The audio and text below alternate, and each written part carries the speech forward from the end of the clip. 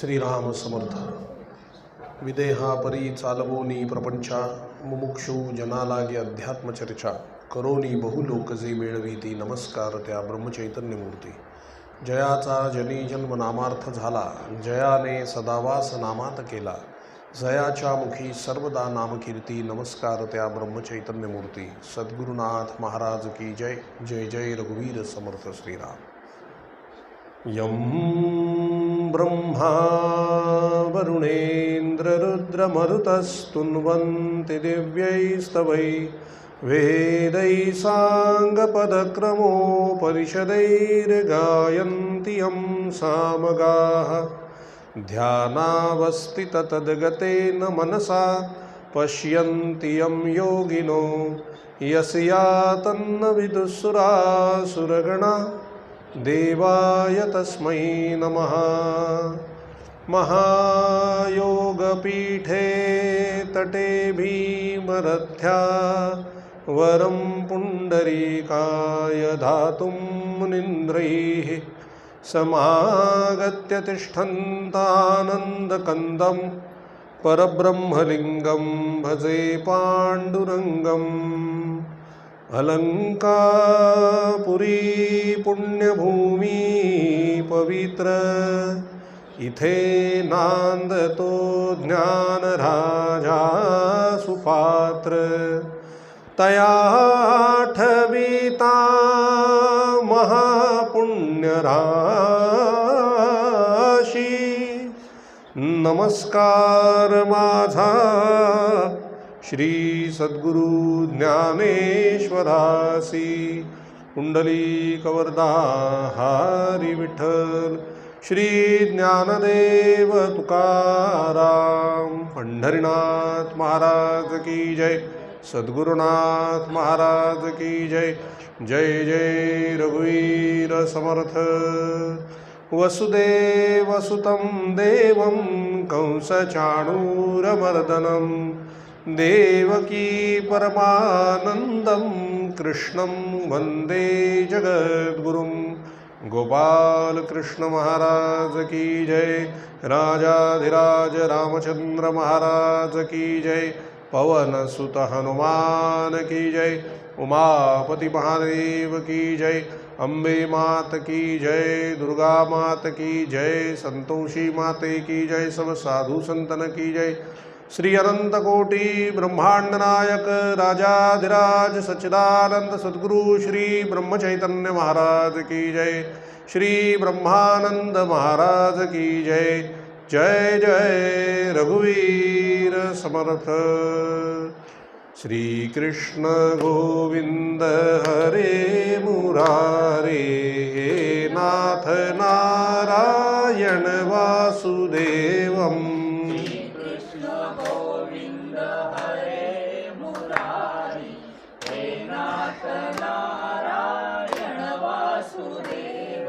श्री कृष्ण गोविंद हरे मुरारे, हे नाथ नारायण वासुदेवम्.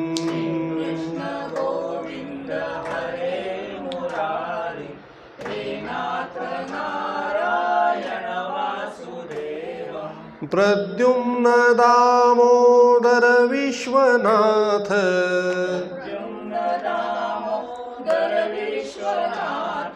प्रद्युम्न दामोदर विश्वनाथ.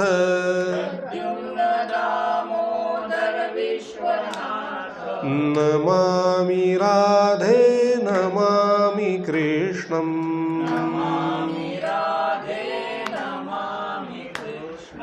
नमामि राधे नमामि कृष्णं.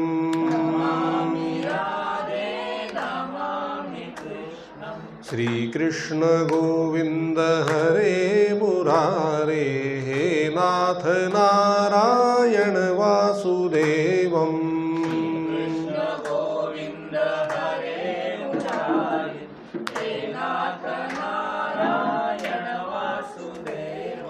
श्री कृष्ण गोविंद हरे मुरारे, हे नाथ नारायण वासुदेवम्.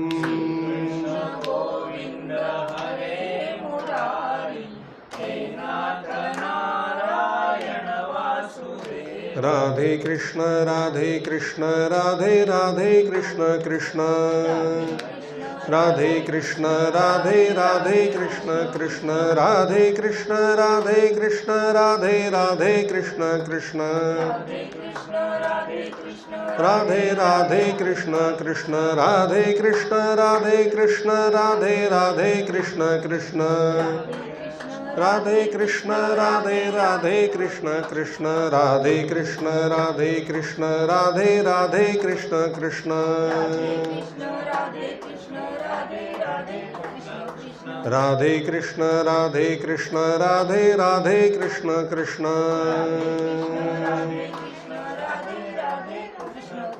राधे कृष्ण राधे कृष्ण राधे राधे कृष्ण कृष्ण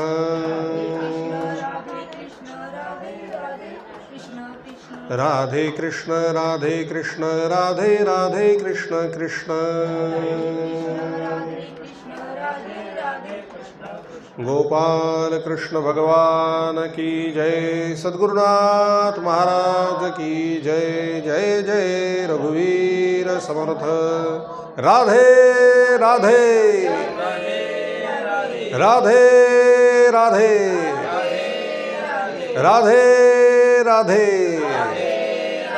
हरे कृष्ण। जय सिया राम। राधे राधे।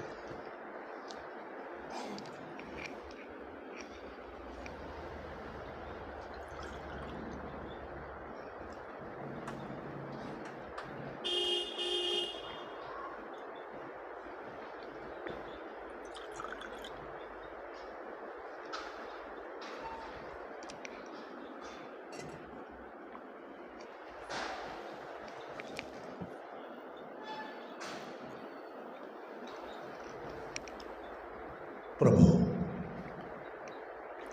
सगळ्यांनी आपले डोळे मिटायचे।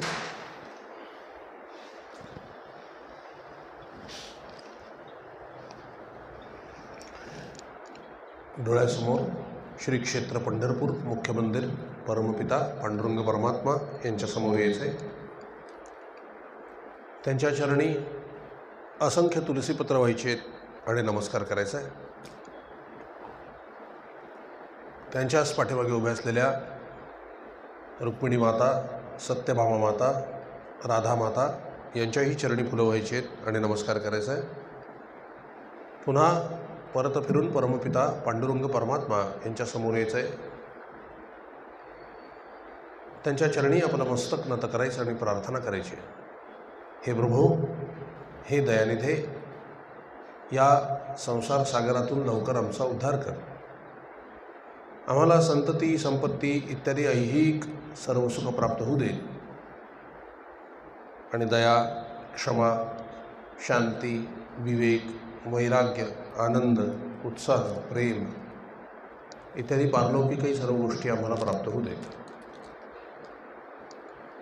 आम्हाला इहलोक आणि परलोक दोन्ही साध्य होऊ दे, दोन्ही प्राप्त होऊ दे।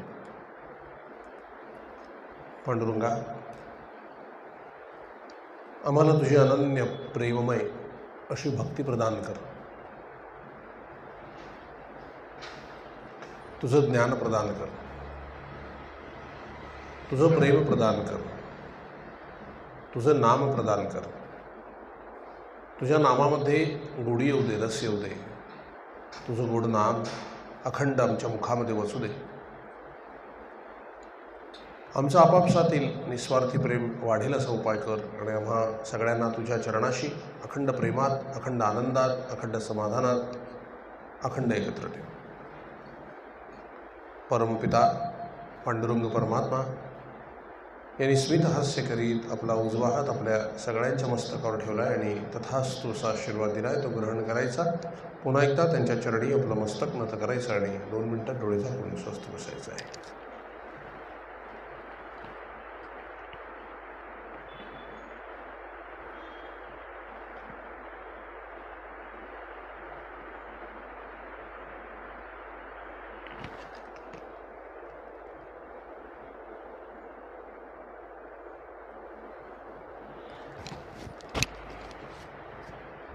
जानकी जीवन स्मरण जय जय राम। श्री सद्गुरुनाथ महाराज की जय। जय जय रघुवीर समर्थ श्रीराम। महावैष्णव संत भगवान श्री ब्रह्मचैतन्य महाराज, श्री ब्रह्मानंद महाराज आणि त्रैलोक्य पावनी श्रीमद भागवत कथा ऐकण्याकरता जमलेले सर्वप्रिय भाविकजन, काल भागवत कथा आपण पाहिली. त्यामध्ये सगळ्यात पहिल्यांदी आपण देह नसून आपण काय आहोत, आत्मा आहोत हे सतत डोक्यात ठेवायचं, म्हणजे जीवन जगणं सोपं जातं हे आपण पाहिलं. भक्तीची कथा आपण पाहिली. भगवंताशी सतत जोडणं राहायला भक्ती सोपी पडते, म्हणून भक्ती करायची. सर्व मार्गांमध्ये सगळ्यात सोपा मार्ग कोणता आहे? भक्तीचा मार्ग आहे. म्हणून भक्ती मार्ग आपल्याला सगळेजण आचरू शकतो. सगळ्या जणांना योग याग जमणार नाहीत, नाही का? योग नाही जमणार. ज्ञानाचा मार्ग सगळ्यांना रुचेल पचेल असं नाही. म्हणून सगळ्यात सोपा मार्ग काय? प्रेमाचा मार्ग आहे. प्रेमाचा मार्ग म्हणजे काय? भक्ती मार्ग आहे. म्हणून भक्ती मार्ग हा श्रेष्ठ आहे, सोपा आहे, म्हणून चांगला आहे. म्हणून तो आचरून कसं पुढे जायचं हे आपण पाहिलं. भक्तीचं दुःख नारदांनी कसं दूर केलं, कसं ज्ञान, भक्ती, वैराग्य आणि मुक्ती यांना चिरतारुण्य प्राप्त झालं आणि ते त्या कथेमध्ये येऊन बसले. आणि कथा पूर्ण झाल्यानंतर भगवंत देखील कसे त्या ठिकाणी आले, भगवंतांनी कसं नृत्य केलं आणि सगळ्यांना आपल्या वैकुंठाला ते घेऊन गेले, ही सर्व कथा आपण कालच्या भागात पाहिलेली आहे. या कथा कशा करता आहेत? संसारातल्या व्यथा जाण्याकरता कथा आहेत. कथा आपल्याला भगवंताशी जोडतात. कुठंही जोडलं जाणं ही गोष्ट खूप महत्त्वाची आहे. पण कुठं जोडलं जाणं? सगळेजण कुठे ना कुठेतरी जोडले जातात. आपल्याला आनंदाशी जोडायचं आहे. दुःखाशी जोडलं तर दुःख येणार, आनंदाशी जोडलं तर आनंद येणार, नाही का? कोणीतरी एक आपल्याला आदर्श पुढे पाहिजे. पण आदर्श कोण असावा? तर ते संत महात्मेच असावेत. जे संत कोणाला म्हणावं? नव्हती ते संत करिता कवित्व. संतांचे ते आप्त नव्हती संत. जे कविता करतात त्यांना संत म्हणता येत नाही. संतांचे नातेवाईक संत असतीलच असं नाही. मग संत कोणाला म्हणावा? तेची संत, तेची संत ज्यांचा हेत विठ्ठली, ज्यांचा हेतू विठ्ठल आहे ते संत आहेत. परमात्मा प्राप्ती हे ज्यांचं लक्ष आहे ते संत आहे, नाही का? आणखीन काय? तुका म्हणे तोची संत सोशी जगाचे आघात. जगाचे आघात सोसल्याशिवाय संत पण येत नाही. हो, आम्हाला घरचे आघात सोसवत नाही. जगाचं काय सोसणार आहे? पण जगाचं सोसले तर ते संत पण येत आहे. पहा, संत काही पदवी बाजारात विकत मिळत नाही. देहबुद्धी कमी व्हायला पाहिजे, नाही का? संतांचे पोशाख जे घालतात ते सुद्धा संत असतात असं नाही. संत ही वृत्ती आहे. करी वृत्ती जो संत तो संत जाणा, आहे ना? संत ही वृत्ती आहे.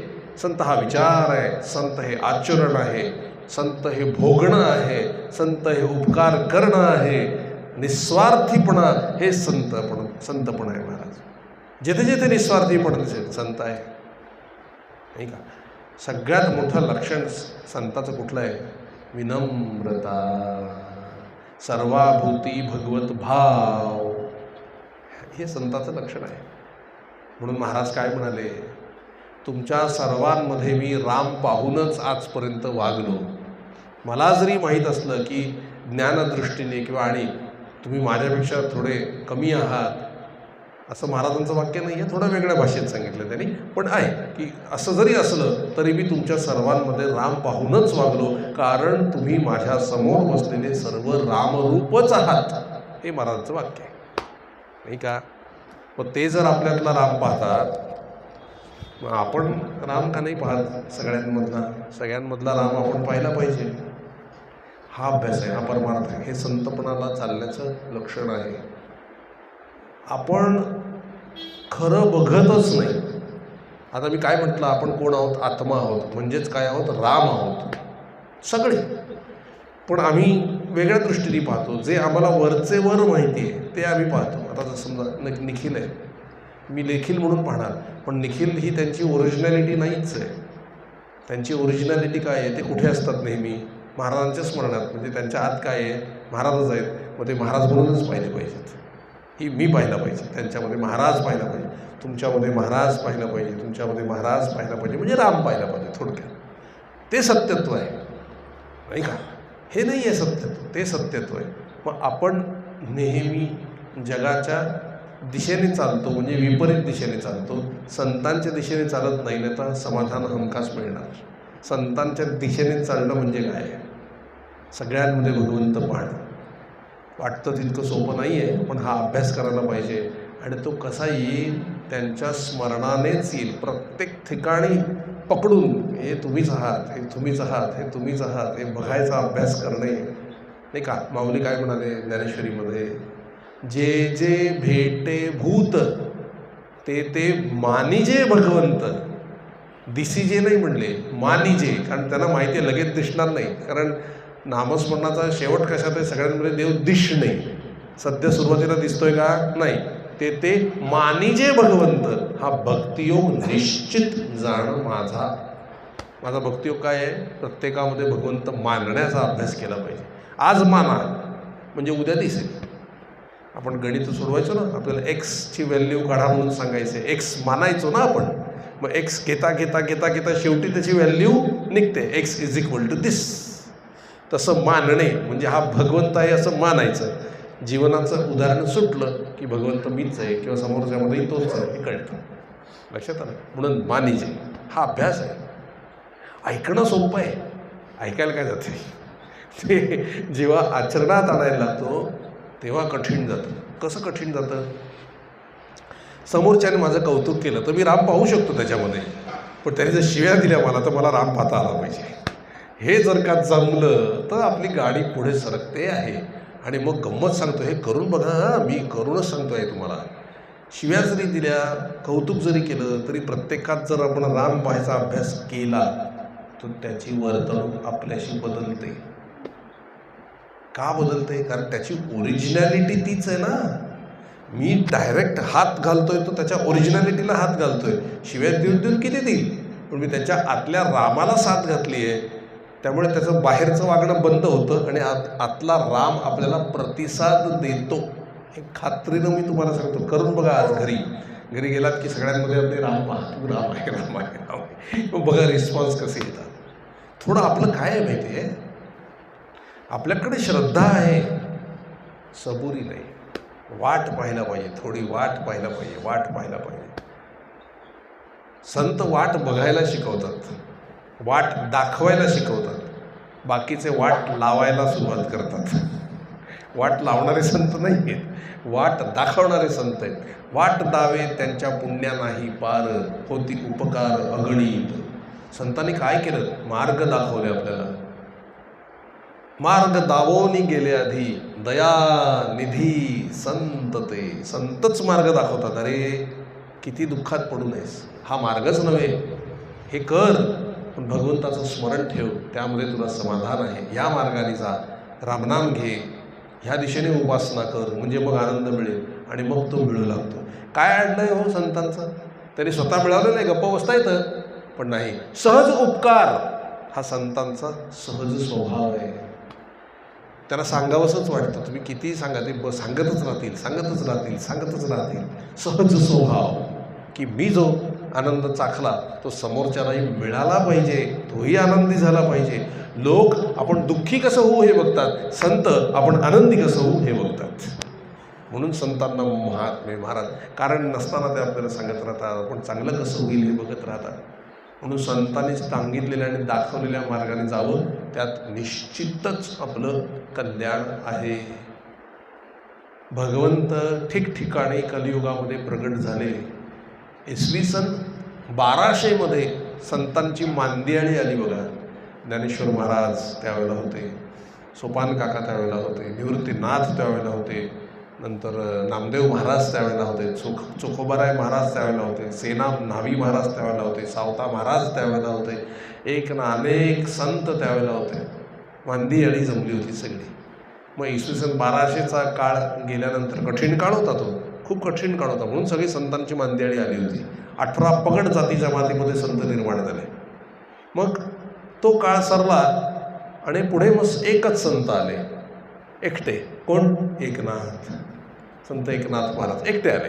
त्यांनी त्यावेळेचा वारकरी संप्रदायाचा आवाज कोणतरी बंद केलेला असला पाहिजे, तो उघडायला एकनाथ महाराज आले. ते कधी आले? 1500मध्ये, इसवी सन 1500-1600च्या आसपास, 1500 एकनाथ महाराज प्रगट झाले. मग पुन्हा पुढे पुढे पुढे पुढे चालू राहिलं. पुन्हा थोडं थोडं थोडं थोडं थोडं थोडं कमी होऊ लागलं. परकीयांचं आक्रमण वाढलं आणि मग एक जबरदस्त संत निर्माण झाले इसवी सन 1700मध्ये. जगद्गुरु तुकोबाराय महाराज, संत तुकाराम महाराज. त्यांनी सरळ इतका मस्त पाया खणला आणि अगदी हलवून टाकलं मी म्हणणाऱ्यांना. चाले हे शरीर कोणाची सत्ते आणि कोण बोलविते हरिवीण. ज्या दिवशी हरीची इच्छा होणार नाही ना, अर्धांग वायूचा झटका येऊन बोलता सुद्धा येणार नाही महाराज. नाही का? सत्ता कोणाची काम करते? त्या भगवंताची सत्ता काम करते म्हणून आपण बोलू शकतो.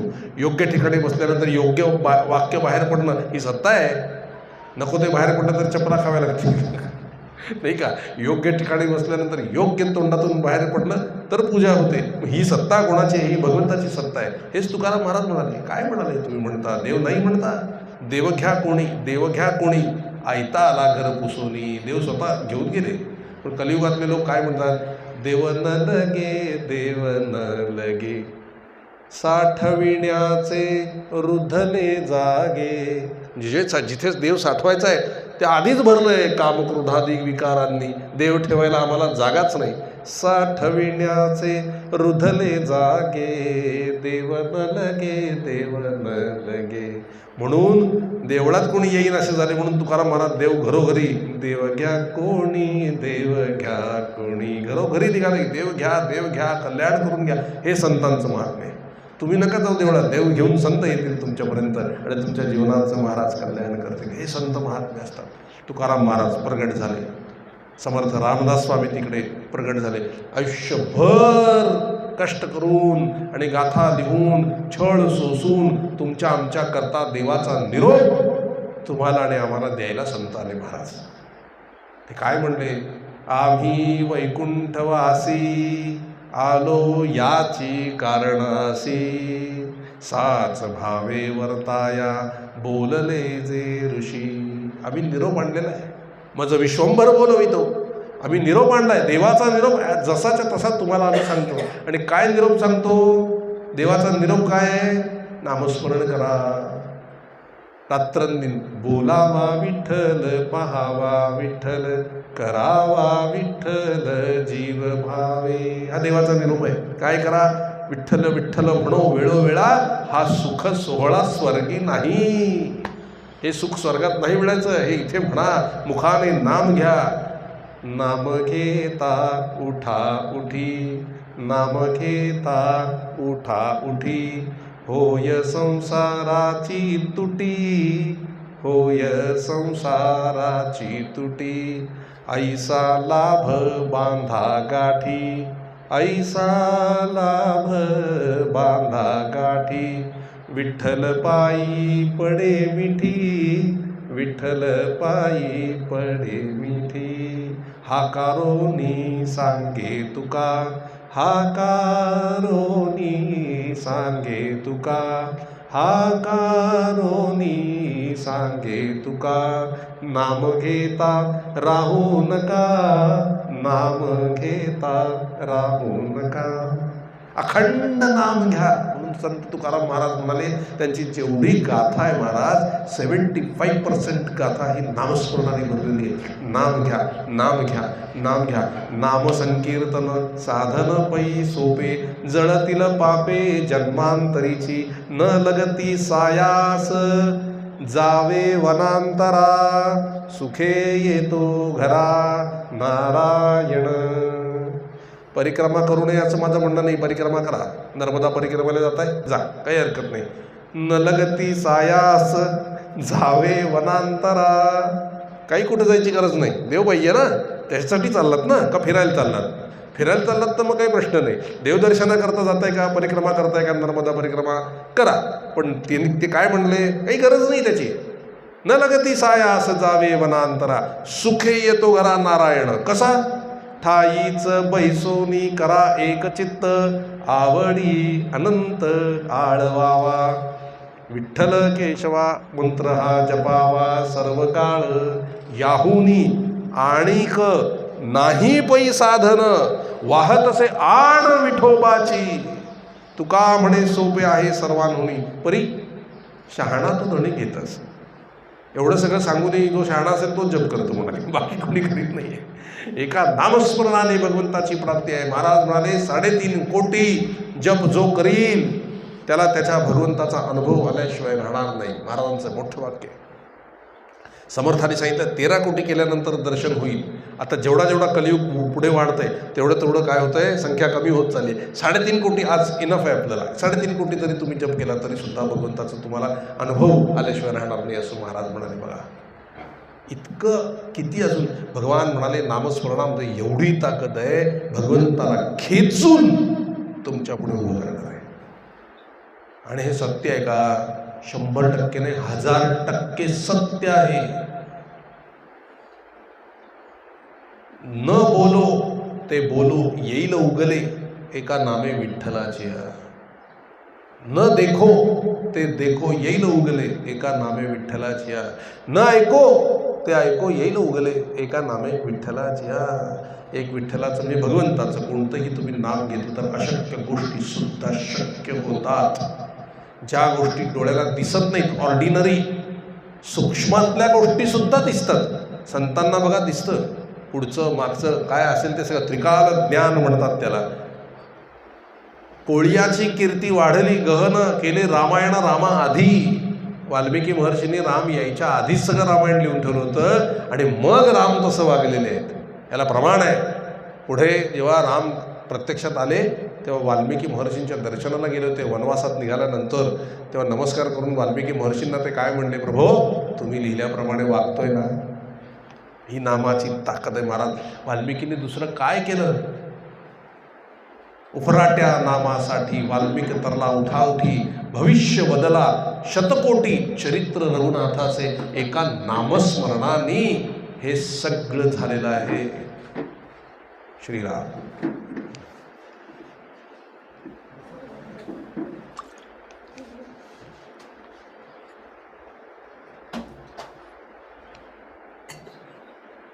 भगवंताच्या केवळ एका नामस्मरणाने ह्या सर्व गोष्टी झालेल्या आहेत.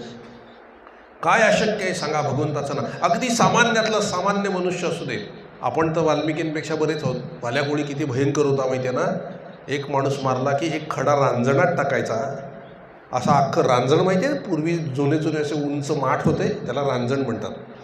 एक माणूस मारायचा आणि खडा टाकायचा, तो भरला. असे म्हणे 7 रांजण भरले होते. एवढी माणसं त्यांनी मारली होती. आपण एवढे मच्छरही आयुष्यात मारले नसते, एवढी त्यांनी माणसं मारली होती. तरी सुद्धा भगवंताच्या नामाने इतके पवित्र झाले, इतके शुद्ध झाले की शुद्ध झाल्यानंतर ज्या वेळेला उठले महाराज, तेव्हा एक क्रौंच पक्ष्याचं जोडपं होतं, त्याला एका पारध्याने बाण मारला आणि ते तडफडून मेलं. हे दृश्य सहन नाही झालं महर्षींना. वाल्मिकी स्वतः कधी मारलं होतं, पण तपपूत झाल्यानंतर, अखंड नाम झाल्यानंतर सहन नाही झालं इथे एवढं दृश्य सुद्धा.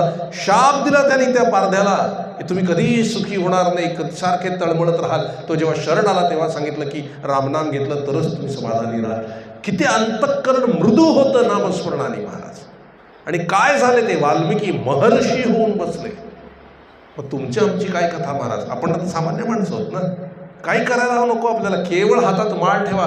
श्रीराम जय राम जय जय राम, श्रीराम जय राम जय जय राम. तोंडाने बडबड करायची आहे. काळ वेळ नाम उच्चारिता नाही, दोन्ही पक्ष पाही उद्धरती. काही काळ वेळ नको आहे नामस्मरण करायला. सकाळी हवं का, संध्याकाळी हवं का, दुपारी हवं का, रात्री, पाहिजे तेव्हा 24 तास तुम्ही तोंडाने जप करू शकता. बैठकच पाहिजे जरुरी नाही. चालता बोलता धंदा करता खाता जेविता सुखी होता नाम विसरू नये. किती सोय केली आहे पहा. कुठल्या आसनावर बसायला हवे का? गरज नाही. पृथ्वी आसन, आकाश मंडप पृथ्वी आसन, रमे तेथे मन क्रीडा करी. तुकाराम महाराज जमिनीवर बसले, आकाश मंडप आहे, पृथ्वी आसन आहे, आणखी काय पाहिजे? काय कुठलं आणखी खाली घ्यायला पाहिजे, अमकं घ्यायला नाही. नामाला कुठलेही नियम नाहीत. स्त्रियांच्या 4 दिवसाच्या अडचणीचे सुद्धा नियम नाही आहेत नामाला. त्या परिस्थितीतही हातात माळ घेऊन नामस्मरण करता येतं. हा नामाचा महिमा आहे. कारण कलियुगामध्ये केवळ नामस्मरणच एक साधन आहे ईश्वरापर्यंत जाण्याचं. कलियुग केवळ नाम आधारा, हरी सुमिरन सुमिर सुमिर नर उतरही पारा. स्मरण करून करून, नामाचं स्मरण करून करून तुम्ही भवसागर पार करून जाल. एवढ्या त्या छोट्याशा नामाचं महाराज महात्म्य आहे. नर का नारायण होय. काय होय? नर का नारायण होय. नराची नारायण होण्याची ताकद त्या छोट्याशा नामामध्ये आहे महाराज. आणि त्याला काय? खर्चे न खोटे, चोर न लूटे, दिन दिन बढ़त सवायो, पायो जीवे में राम रतन धन पायो. काय आहे? कितीही खर्च करा. ते लोक म्हणतात ना, तुम्ही जप केला, मोजला की तो भलतीकडे खर्च होऊ देत खर्च. तो खर्च होतच नाही. खर्चही न खोटे, कमी पडत नाही. तो खर्च होऊच शकत नाहीये. आणि खर्च झाला तरी तेवढा भरून निघतोय. ही नामाची ताकद आहे. नाम खर्चय न खोटे, चोर न लुटे. चोर लुटू शकतो का तुमच्याकडे नामस्मरण? नाही, ते तुमच्या मनाचं आहे. असं आम्हाला धन मिळालंय. राम रतन धन पायो. कुठचं धन आहे आमच्याकडे? राम रतन. राम हे नाम आहे ना, ते रत्न आहे आमच्या जीवनामध्ये. ते रत्न आहे असं मीरा माता म्हणतात. राम रतन धन पायो. किती तुम्ही खर्च करा, ते खर्च होत नाही. चोर लुटू शकत नाही. ते धन शेवटी तुमच्या बरोबर येणार आहे. तुम्ही या जन्माला येऊन काय कमावलं, काय मिळवलं, हे कोणी विचारणार नाही. नाम किती घेतलंय हे तुमच्या बरोबर येणार आहे. कारण ते तुमच्या चेहऱ्यावर दिसतं, तुमच्या आचरणात दिसतं, तुमच्या तपश्चर्येमध्ये ते दिसतं, तुमच्या वागण्यातनं ते दिसतं, तुमच्या नजरेतून ते दिसतं, तुमच्या बोलण्यातून ते दिसतं. महाराज, तुमचं जे काय म्हणतो आपण, हे तयार होतं ना, तुमची पर्सनॅलिटी, त्यामध्ये नाम झळकतं महाराज. भगवंताचं तेज झळकतं महाराज. इतकं हे नाम महत्वाचं आहे. अगदी तुलसीदासजी म्हणतात, भगवंतापेक्षा सुद्धा भगवंताचं नाम श्रेष्ठ आहे. का? भगवंतास दर्शन देईल दुसरीकडे जाईल.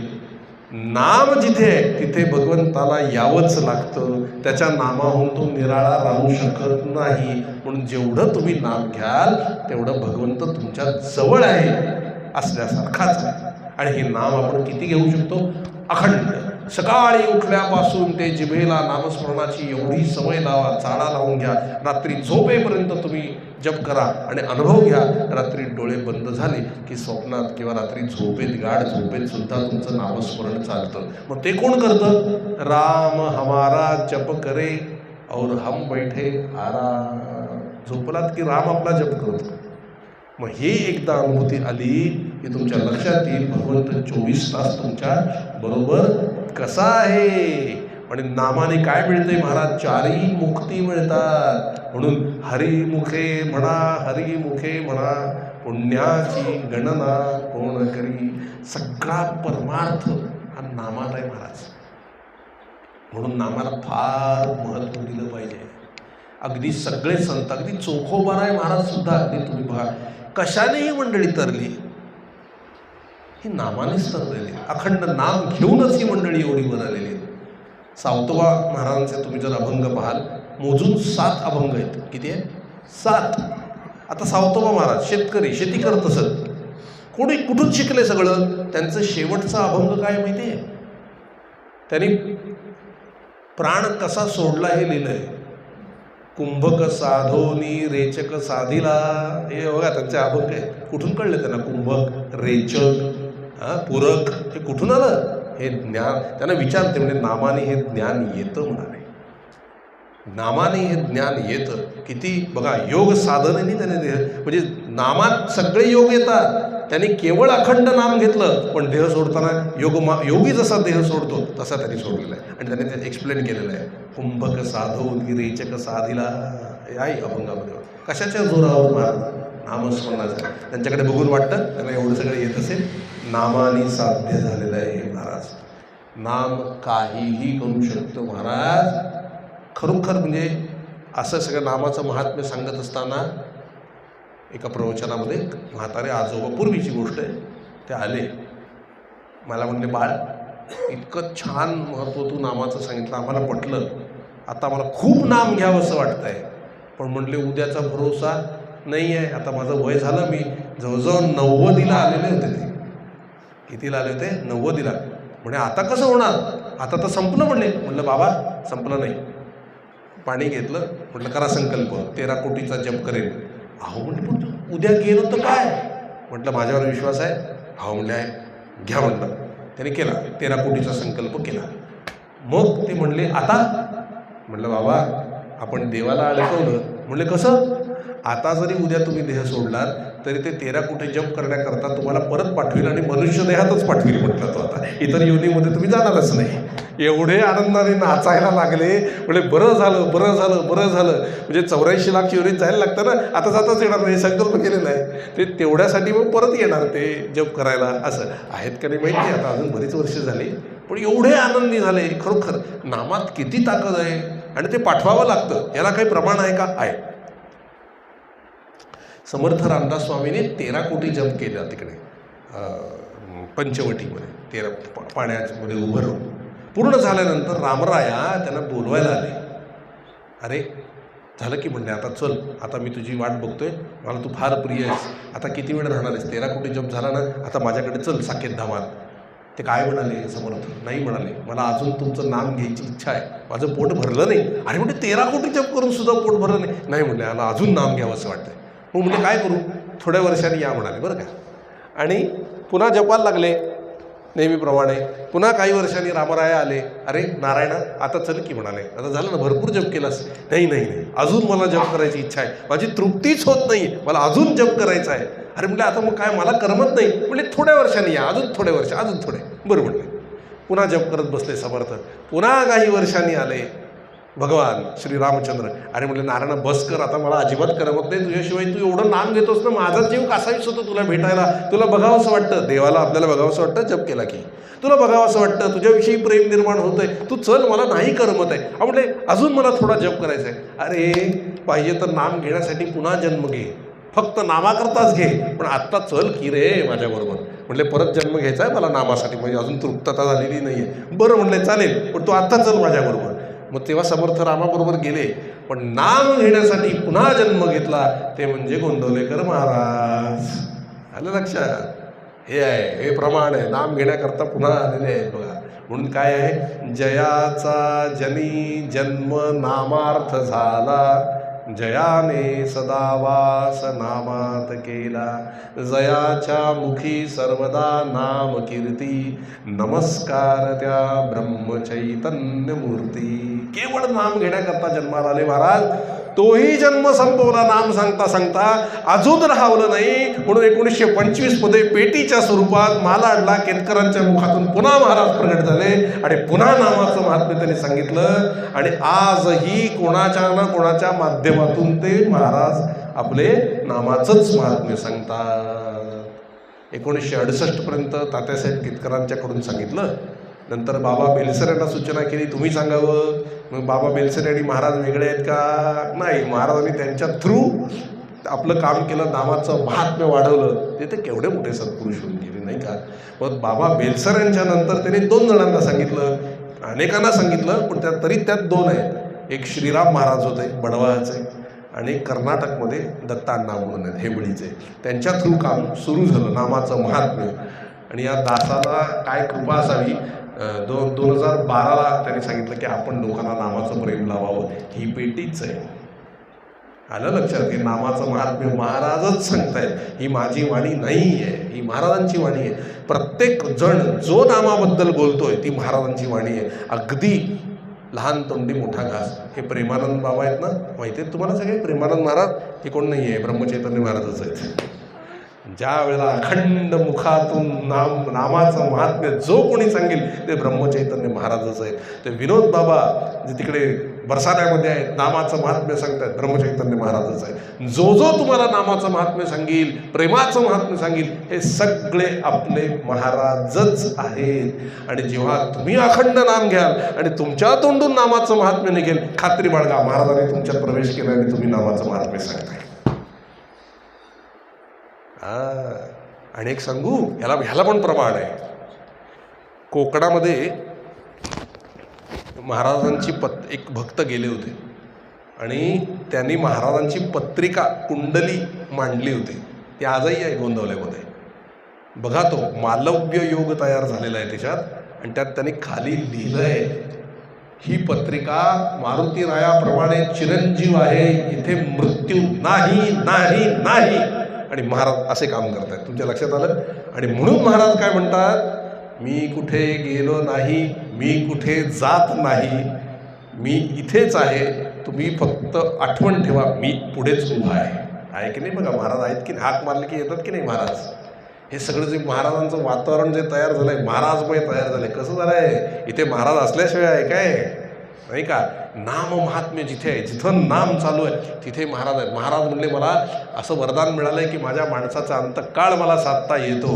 म्हटले, कसं ओळखायचं? ते म्हटले, बघा, एक तर जो जाणार असतो तो जप करत असतो, नाही तर त्याला जर का ती तशी अवस्था नसेल तर त्याच्या आजूबाजूला कोणीतरी हातात माळ असते आणि जप चालू असतो. आणि आम्ही प्रत्येक ठिकाणी बघितलं आहे. आता घडलेली घटना सांगतो.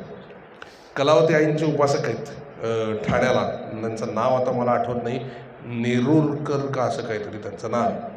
त्यांचा सख्खा लहान भाऊ हा महाराजांचा उपासक आहे, अनुग्रहित आहे आपल्या महाराजांचा.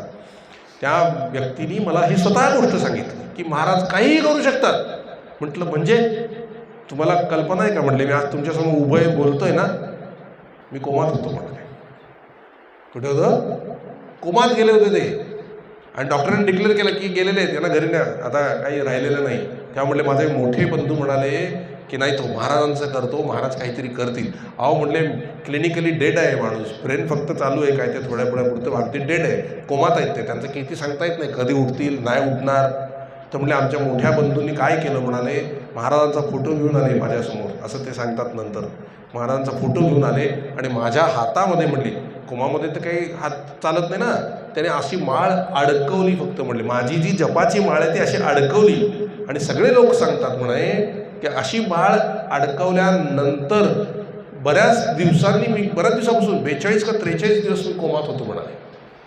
तर माळ अडकवल्यानंतर 5 मिनिटांनी माझा हात हलला आणि मी मेरूमणी शोधायला लागलो. आणि जसा मला मेरूमणी सापडला तिथून मी माळ उलटी फिरवली आणि जप करायला सुरुवात केली. पुढल्या 15 मिनिटांनी माझा तोंडातून आवाज निघाला, श्रीराम जय राम जय जय राम. आणि पुढल्या अर्ध्या तासात मी उठून बसलो. डॉक्टर सुद्धा आश्चर्य करीत होते. डॉक्टरांनी दंडवतच घातले तिथे. म्हटले, हे काय चमत्कार आहे? ते म्हटले, हे महाराज आहे, जेथे नाम तेथे माझे प्राण, ही सांभाळावी खूण. जो नाम घेतो त्याच्या आसपास मी घोटाळत राहतो. तुम्ही फक्त नाम घ्या, बाकी सगळं मी करतो. ही वचनं बघा महाराजांचे. माझ्या माणसाने उगीच काळजी करता कामा नये, मी त्याची हमी घेतली आहे ना, त्याने माझ्यावर विश्वास ठेवा. आपण कमी इथंच पडतो. विश्वास आहे हो आपला, सबुरी नाही आहे, श्रद्धा आहे, सबुरी नाही. इथूनच आपण बाजूला गेलो होतो, आठवत असेल तर बघा, श्रद्धा आणि सबुरी. म्हणून विश्वास तर पाहिजे. करतील ना महाराज, करतील. काय होईल? नाही झालं तर शिव्या पडतील ना, पडू देत की. महाराजांची इच्छा असलं पाहिजे शिव्या पडलं की आपलं प्रारब्ध कमी होतंय, बाकीचं भोगून संपवतात महाराज, नाही का? हॉस्पिटलला ॲडमिट व्हायची गरज नाही. कोणी शिव्या देऊन जर आपलं प्रारब्ध संपत असेल तर बरं आहे की. हॉस्पिटलमध्ये भोगण्यापेक्षा 4 शिव्या खाव्या, म्हणजे हॉस्पिटलला ॲडमिट व्हायला लागत नाही, भोगून संपतो. महाराज म्हणले ना, भोगून संपवावा. खाव्यात की शिव्या, कुठे बिघडते? चांगलं आहे. निंदकाचे घर असावे शेजारी, नाही का? आपण तरी साबण बिबण लावून आपण स्वतः शरीराची आंघोळ घालतो. ते बिना साबणानेच आमची निंदा करून आमचं सगळं पाप घालवून टाकतात आणि स्वतःच्या डोक्यावर घेतात, आपल्याला शुद्ध करून टाकतात. बघा, महाराज म्हणाले, जेव्हा कोणी आपली निंदा करील तेव्हा नक्की समजावं आपलं पाप गेलं, नाही का? आणि खुश व्हावं बघा, नाही का? आणि लाज राखतातच महाराज आपले, त्यांच्यावर सोडावं, ते करतील बरोबर. काय करायचं असेल नसेल, अहो काय किती सांगू मी, काय वर्णू मी, गुण तयांचे नपुरे ही वाणी, रिद्धी सिद्धी सदा तयाला जोडिता ती पाणी. महाराज आज 2003 पासून तसं बघायला गेलं तर मी महाराजांकडे आहे. आणि ऑफिशियली अनुग्रह 2005चा आहे, तेव्हापासून मी महाराजांकडे आहे. त्या दिवसापासून आज काय आहे? 2025. किती वर्ष झाली? 20. असा एकही दिवस गेला नाही की महाराजांचा अनुभव नाही आला.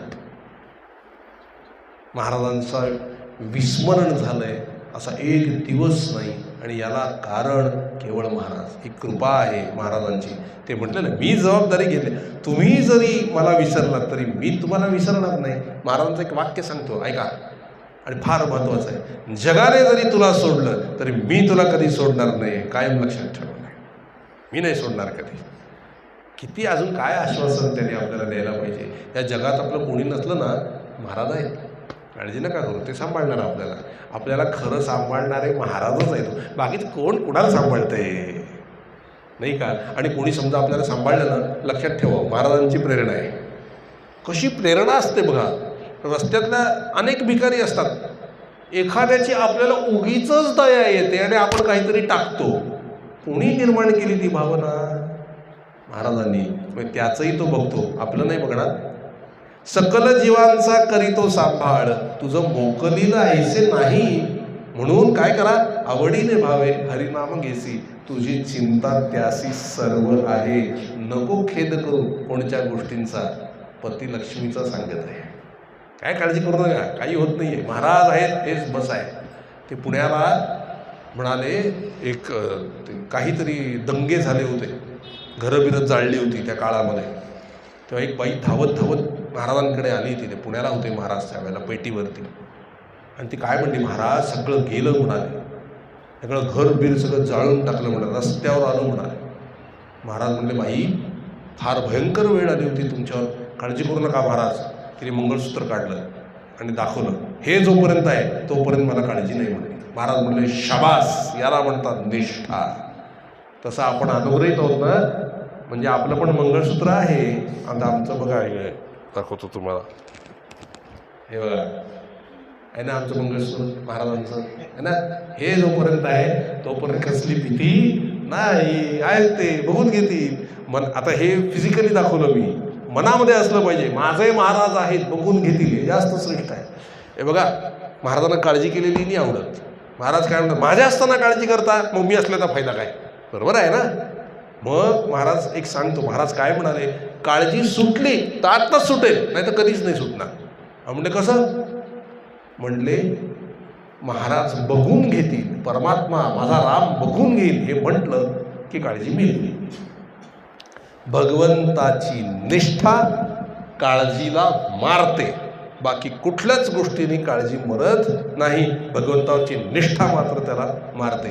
अशा कितीतरी गोष्टी सांगण्यासारख्या आहेत. आता तुम्हाला माहितीच असतील, गोदूबाईंच्या मुलाची मुंज होती बघा, नाही का. सगळे पंक्ती बिंक्ती वाढायला तयार होते, बसले होते सगळे, आणि गोदूबाई महाराजांची वाट बघत होती. महाराज येतील, महाराज येतील, महाराज येतील. महाराज येऊ नाही शकले, काही कारण असतो. आणि पंक्ती खोळंबलेल्या, तूप वाढायचं होतं. एकदम लक्षात आलं, एक माणूस आला आणि म्हटला, गोदूबाई अहो तूप वाढायचं आहे. हा म्हटलं, तुपाचं भांडं आणते. आणि चटकन डोक्यावर हात मारला, बाजारातनं तूप आणायलाच विसरल्या होत्या. तुपाचं भांडं रिकाम. एकदम घाबरल्या की पंक्ती बसल्यात, आता कसं व्हायचं. त्या भीतीने तिने जोरात हाक मारली, महाराज अशी हाक मारली. तो परत खोलीत जो फोटो ठेवला होता महाराजांचा, महाराज फोटोतून बाहेर आले. घडलेली घटना फोटोतून बाहेर आले आणि काय म्हणाले, काय ग म्हणले, गोदे उगीच सतावतेस, तुपच वाढायचं ना, आणि ते भांडं रिकामं भांडं घेतलं महाराजांनी, कफनी गुंडाळी बांधली अशी कमरेला, आणि त्या रिकाम्या भांड्यातनं सबंध पंक्तीनं भरभरून तूप वाढलं. भरभरून तूप वाढलं, सगळ्या पंक्तीनं पुरलं, सगळे जेवण मोकळे झाले. आणि मग रिकामं भांडं परत महाराज घेऊन आले आणि काय म्हणले, गोदे हेच शिकलीस काय, जो नाम घेतो त्याच्या मागे पुढे मी उभा असतो, अशीच हाक मार, केव्हाही कुठेही कधी मी हजर होईल, असं म्हणून पटकन फोटोमध्ये जाऊन बसले. काय अशक्य आहे आपल्या महाराजांना, का घाबरता? महाराज कधी कुठेही कसंही येऊ जाऊ शकतात. ते म्हणाले, मला माझ्या गुरुनी कधीही कुठेही जायची विद्या दिलेली आहे. मग महाराज काय म्हणले, माझ्या प्रपंचामध्ये असल्याच्या खुणा काय आहेत. जेव्हा ज्या माणसाची गरज लागणे, त्या प्रसंगामध्ये जेव्हा ज्या माणसाची गरज आहे तो अचानकपणे येणे, अचानक पैशाची सगळी व्यवस्था होणे आणि आहे त्या प्रसंगातून सही सलामत पार पडणे, या तुमच्या प्रपंचात असल्याच्या मी असल्याच्या खुणा आहेत. तुमच्या प्रपंचामध्ये मी असल्याच्या या खुणा आहेत. अजून आपल्यासाठी महाराजांनी काय करायला हवं, आणि याच्या मोबदल्यात त्यांना कसलीच अपेक्षा नाही. ते काय म्हणले, आनंदी राहा, आहे त्यात राहा, प्रपंचात राहा, पण आनंदी राहा. तुम्ही आनंदी असलात म्हणजे झालं. आता आनंदी कसं राहायचं? भगवंताच्या स्मरणाने आनंद येतो. अखंड स्मरण ठेवलं तर अखंड आनंद आहे. पण स्मरण कसं ठेवावं? भगवंताचं गोड नाम अखंड मुखात ठेवलं की बरोबर आपण आनंदी राहू शकतो. आणि त्याला कुठले नियम नाहीत म्हणाल. येता जाता उठता बसता अगदी साधना जसं तुम्हाला करायचं तसं करा. प्रेमाने भगवंताला हाक मारा, नामस्मरण करा. एवढीच त्यांची आपल्याकडनं अपेक्षा आहे. तेही ते म्हणले नाही होत असेल तर नका होऊ देऊ, पण प्रपंचामध्ये दुःखी होऊ नका, आनंदी राहा. म्हणजे माझं काम होतंय म्हणले. काम होतंय म्हणजे काय? त्यांना तुम्हाला खुश बघायचं आहे, त्यांना तुम्हाला आनंदी बघायचं आहे, हे त्यांचं काम आहे. सांगा काय असं किती कसे असतात पहा संत. महाराजांसारखा तर मी आजपर्यंत कुठे पाहिला नाही. सगळे संत ग्रेटच आहेत, नो डाऊट, पण महाराजांसारखा नाही. म्हणून ते म्हणतात ना, महाराजांसारखा नाही त्रिभुवनी. त्रिभुवनात कोणी नाही आहे. आपल्याच कल्याणासाठी आपणच सांगितले टक्के टोणपे खाऊन शांत बसून पुन्हा आपल्याला अगदी आनंदित ठेवणे. काय आहे, काय त्यांची दृष्टी होती. स्वतःची किंमतच त्यांनी कधी ठेवली नाही पहा. एकदा असे बाहेर पडले मंदिरातनं आणि समोर आता महाराज आहेत ना, ते काय व्हॅल्यू असावी की नाही. तो एक मनुष्य ते गटर साफ करत होता. तर त्यांनी महाराजांना बघितलं, महाराजांना हाक मारली, महाराज जरा ही फरशी उचलायला मला मदत करा. महाराज म्हणले बरं बरं येतो. आणि महाराजांनी ती फरशी उचलून त्याच्याबरोबर बाजूला ठेवली. भाऊसाहेब होते. अहो म्हणजे त्याला कळतं की नाही, तुम्ही गुरु आहात, सद्गुरू आहात, महाराज आहात तुम्ही. महाराज काय म्हणले, भाऊसाहेब नाम घेतोय ना तू, आज न उद्या सुधारेल. पहा किती दयार्द्र दृष्टी आहे आणि किती सहज आहे. स्वतःचं महत्त्वच विसरलेले आहेत आणि किती खात्री आहे नामाबद्दल की तो नाम घेतोय ना, आज नाही तर उद्या सुधारल्याशिवाय राहणार नाही. सुधारणार, 100% सुधारणार. कारण भगवंताचं पवित्र नाम घेतोय ना. मग आपल्याला काय अडचण आहे नाम घ्यायला? काही नियम नाही आहेत, काहीच नियम नाही आहे तसं जैसे आहात तसेच राहा. जैशी स्थिती आहे तैशा परी राहे. कौतुक तुप आहे संचिताचे, एका जनार्दनी भोग प्रारब्धाचा, हरिकृपे त्याचा नाश आहे. काय करा? आवडीने भावे हरिनाम घेसी, तुझी चिंता त्याशी सर्व आहे. अखंड नाम घ्यायला सुरुवात करा, काही बिघडत नाही. हातात माळ ठेवा, रिंग ठेवा, काउंटर ठेवा, चल ठेवा. श्रीराम जय राम जय जय राम, श्रीराम जय राम जय जय राम, श्रीराम जय राम जय जय राम. बघा काय आनंद मिळेल. किती मिनिटात मिळेल? वैखरीने म्हटलात ना, 10 मिनिटाच्या आत आनंद निर्माण होतो. कधीतरी करून बघा आणि मग मोजायला सुरुवात करा. एकदा मोजायची सवय लागली ना महाराज की राहू शकणार नाही आहे. नाम घेताना साधकांना 5 अवस्था येतात. काय? पहिली माळ ओढली, सुरुवात केली की पहिली अवस्था नको वाटणे. कंटाळा इतका येतो ते नाम घ्यायला की नको वाटतं. तिथेच समजा सक्सेसफुल झालेला आहात तुम्ही, कारण तुम्ही नामाला लागलेला आहात. आतल्या विकारांना सहन होत नाही, तुम्ही नाम घेतात आहे म्हणून ते तुम्हाला नको वाटण्याची अवस्था आणतात. पण तुम्ही त्या अवस्थेतून पुढे जायला पाहिजे. आणखी थोडंसं नाम घ्यायला लागलात की दुसरी अवस्था झोप येणे. आळस येतो आणि झोप येते आपल्याला जेव्हा जप करतो तेव्हा. तर ही दुसरी अवस्था. तरी याच्यातून पुढे जाऊन जप चालू ठेवला की तिसरी अवस्था येते आवड उत्पन्न होणे. मग नामाची आवड उत्पन्न होते. आवड म्हणजे कसं? असं वाटतं आता खूप अजून नाम घ्यावं, अजून नाम घ्यावं, अजून नाम घ्यावं. हे नाम घ्यायची इच्छा होते बघा, ही तिसरी अवस्था. चौथी अवस्था व्यसन लागणे. नामाचं व्यसन लागतं. म्हणजे कोणी जेवायला बोलवलं तर आपण काय म्हणतो, जर थांब एवढी एक माळ करून येतो. चहा प्यायला बोलवलं, जर थांब एवढी एक माळ करून येतो. हे व्यसन लागणे. आणि 5वी अवस्था वेळ लागणे. तो नाम सोडतच नाही, सुटतच नाही. संतांना ही अवस्था आलेली असते, नामाचा वेळ लागलेला असतो महाराज. आणि त्यातून उभं काय राहतं? परमेश्वर उभा राहतो तुमच्या समोर.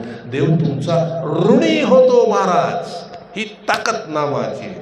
इतकं साधं सोपं नाम, एवढं छान साधन आपल्या समोर असताना, महाराजांकडे असताना, महाराजांनी आपल्याला दिलेलं असताना, महाराज मूर्तिमंत नाम स्वतः असताना आपल्याला काय कमी आहे? आपण त्यांचे आहोत ना.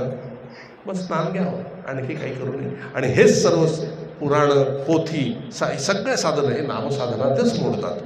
योग याग विधी येणे नव्हे सिद्धी, वायाची उपाधी दंभ धर्म, भावे विणा देव नकळे निसंदेह, गुरु विणा अनुभव कैसा कळे, तपे विणा दैवत दिधल्या विणा प्राप्त, आणि गुजे विणा ही तर कोण सांगे, ज्ञानदेव सांगे दृष्टांताची मात, साधूची संगती तरुणोपाय. कारण साधू आम्हाला काय सांगतो? हरिमुखे म्हणा, हरिमुखे म्हणा, पुण्याची गणना कोण करी. आणखी किती महाराज सांगावं. हेच सगळं सूतजी शौनकांना सांगतायत भागवताच्या रूपाने. आणि मग शौनकाने विचारलं की मला हे कथा ऐकून खूप आनंद झालेला आहे, तर आपण मला सांगावं, आणखी भागवताचं महात्म्य सांगावं, आणखी काय महत्त्व आहे भागवताचं. तेव्हा त्यांनी कलियुगातली एक कथा त्यांना सांगितली, आत्ताच घडलेली, म्हणजे काही 100-200-300 वर्षापूर्वीच, आता 5,500 वर्ष झाले ना, कलियुग संपून आपलं द्वापरयुग संपून 300-400 वर्ष होऊन गेली होती, तेव्हा ही घटना घडली कलियुगाच्या सुरुवातीला. तुंगभद्रा नदीच्या काठी, आता हे गोकर्ण महात्म्य म्हणून त्याचं नाव आहे. तुंगभद्रा नदीच्या काठी एक ब्राह्मण राहत होता, त्याचं नाव आहे आत्मदेव. त्याची बायको धुंदुली तिचं नाव. ह्या आत्मदेव आणि धुंदुली दोघंही नवरा बायको श्रीमंत होते, सगळं धनधान्य समृद्ध होते, सगळं काही त्यांच्याकडे होतं. फक्त एकच गोष्टची उणीव होती, त्यांना पुत्र नव्हता, संतान नव्हते. त्याने ते दुःखी असत. ती धुंदुली पण अगदी सर्व कुशल, घरकाम करण्यामध्ये अगदी निपुण, सगळी कर्म व्यवस्थित करायची ती, पण थोडीशी काय होती, भांडखोर होती आणि कजाग होती, बडबड करणारी, भांडण करणारी अशी होती. पण चांगला चालला होता संसार दोघांचा, पण पुत्र संतती नाही म्हणताना दुःखी. मग त्यांनी अनेक व्रत केली, वैकल्य केली, उपास तापास केले, दानधर्म केले, पुष्कळ धनधान्य दान केलं, तरीसुद्धा त्यांना पुत्र संतती झाली नाही. म्हणून वैतागून एक दिवस तो जो आत्मदेव आहे, हा आत्मदेव जीव देण्यासाठी जंगलामध्ये गेला, की आता काय संतानहीन जीवनाचा धिक्कार असो असं समजून तो जीव द्यायला गेला. आणि जीव द्यायला एका ओढ्याच्या काठी बसला होता, कपाळावर हात मारून जरा वेळ. तेवढ्यात त्या ओढ्याच्या जवळ एक साधू आला आणि त्या साधूने त्या ओढ्यातलं पाणी प्यायलं, बराच थोडं वेळ पाणी प्यायलं आणि शांत बसलं. याला काय वाटलं की साधूची संगती तरणोपाय, साधूच आता आपल्याला काहीतरी देईल, आपल्याकडे जे नाही आहे ते आपल्याला साधू देऊ शकतो. म्हणून त्यांनी चटकन साधूचं चरण धरले. तो साधू म्हणतो, अरे सोड सोड सोड सोड. नाही सोडणार, मला इच्छित वस्तू पाहिजे आणि ती तुम्ही देऊ शकता. साधू हे काहीही देऊ शकतात, त्यामुळे तुम्ही मला ते द्या. ठीक आहे म्हणते, काय पाहिजे तुला? म्हटले, माझं लग्न झालं आहे पण मला संतानच नाही आहे आणि त्याच्या दुःखाने मी दुःखी असतो, म्हणून माझ्या श्वासाने गरम झालेलं पाणीसुद्धा पितरांना मी ठेवलं तर पितर पाणी पित नाहीत, माझे पितरसुद्धा रुष्ट आहेत, असं आहे तसं आहे, तर काही करून मला पुत्र संतती पाहिजे. तो जो साधू होता तो काय म्हणला, अरे ज्यांना मुलं आहेत त्यांना विचार ते सुखी आहेत काय? जी गोष्ट आपल्याकडे नाही ती गोष्ट सुखाची आहे ही भ्रामक कल्पना आहे. ती ज्यांच्याकडे आहे ते सुखी आहेत का बघा, नसतील तर समजावं की याच्यात काय अर्थ नाही. पण तो साधू काय म्हणला, निसंग राहणे, एकटेपणाने राहणे याच्यातच खरं सुख आहे, संन्यासातच खरं सुख आहे म्हणले, प्रपंचात काही सुख नाही.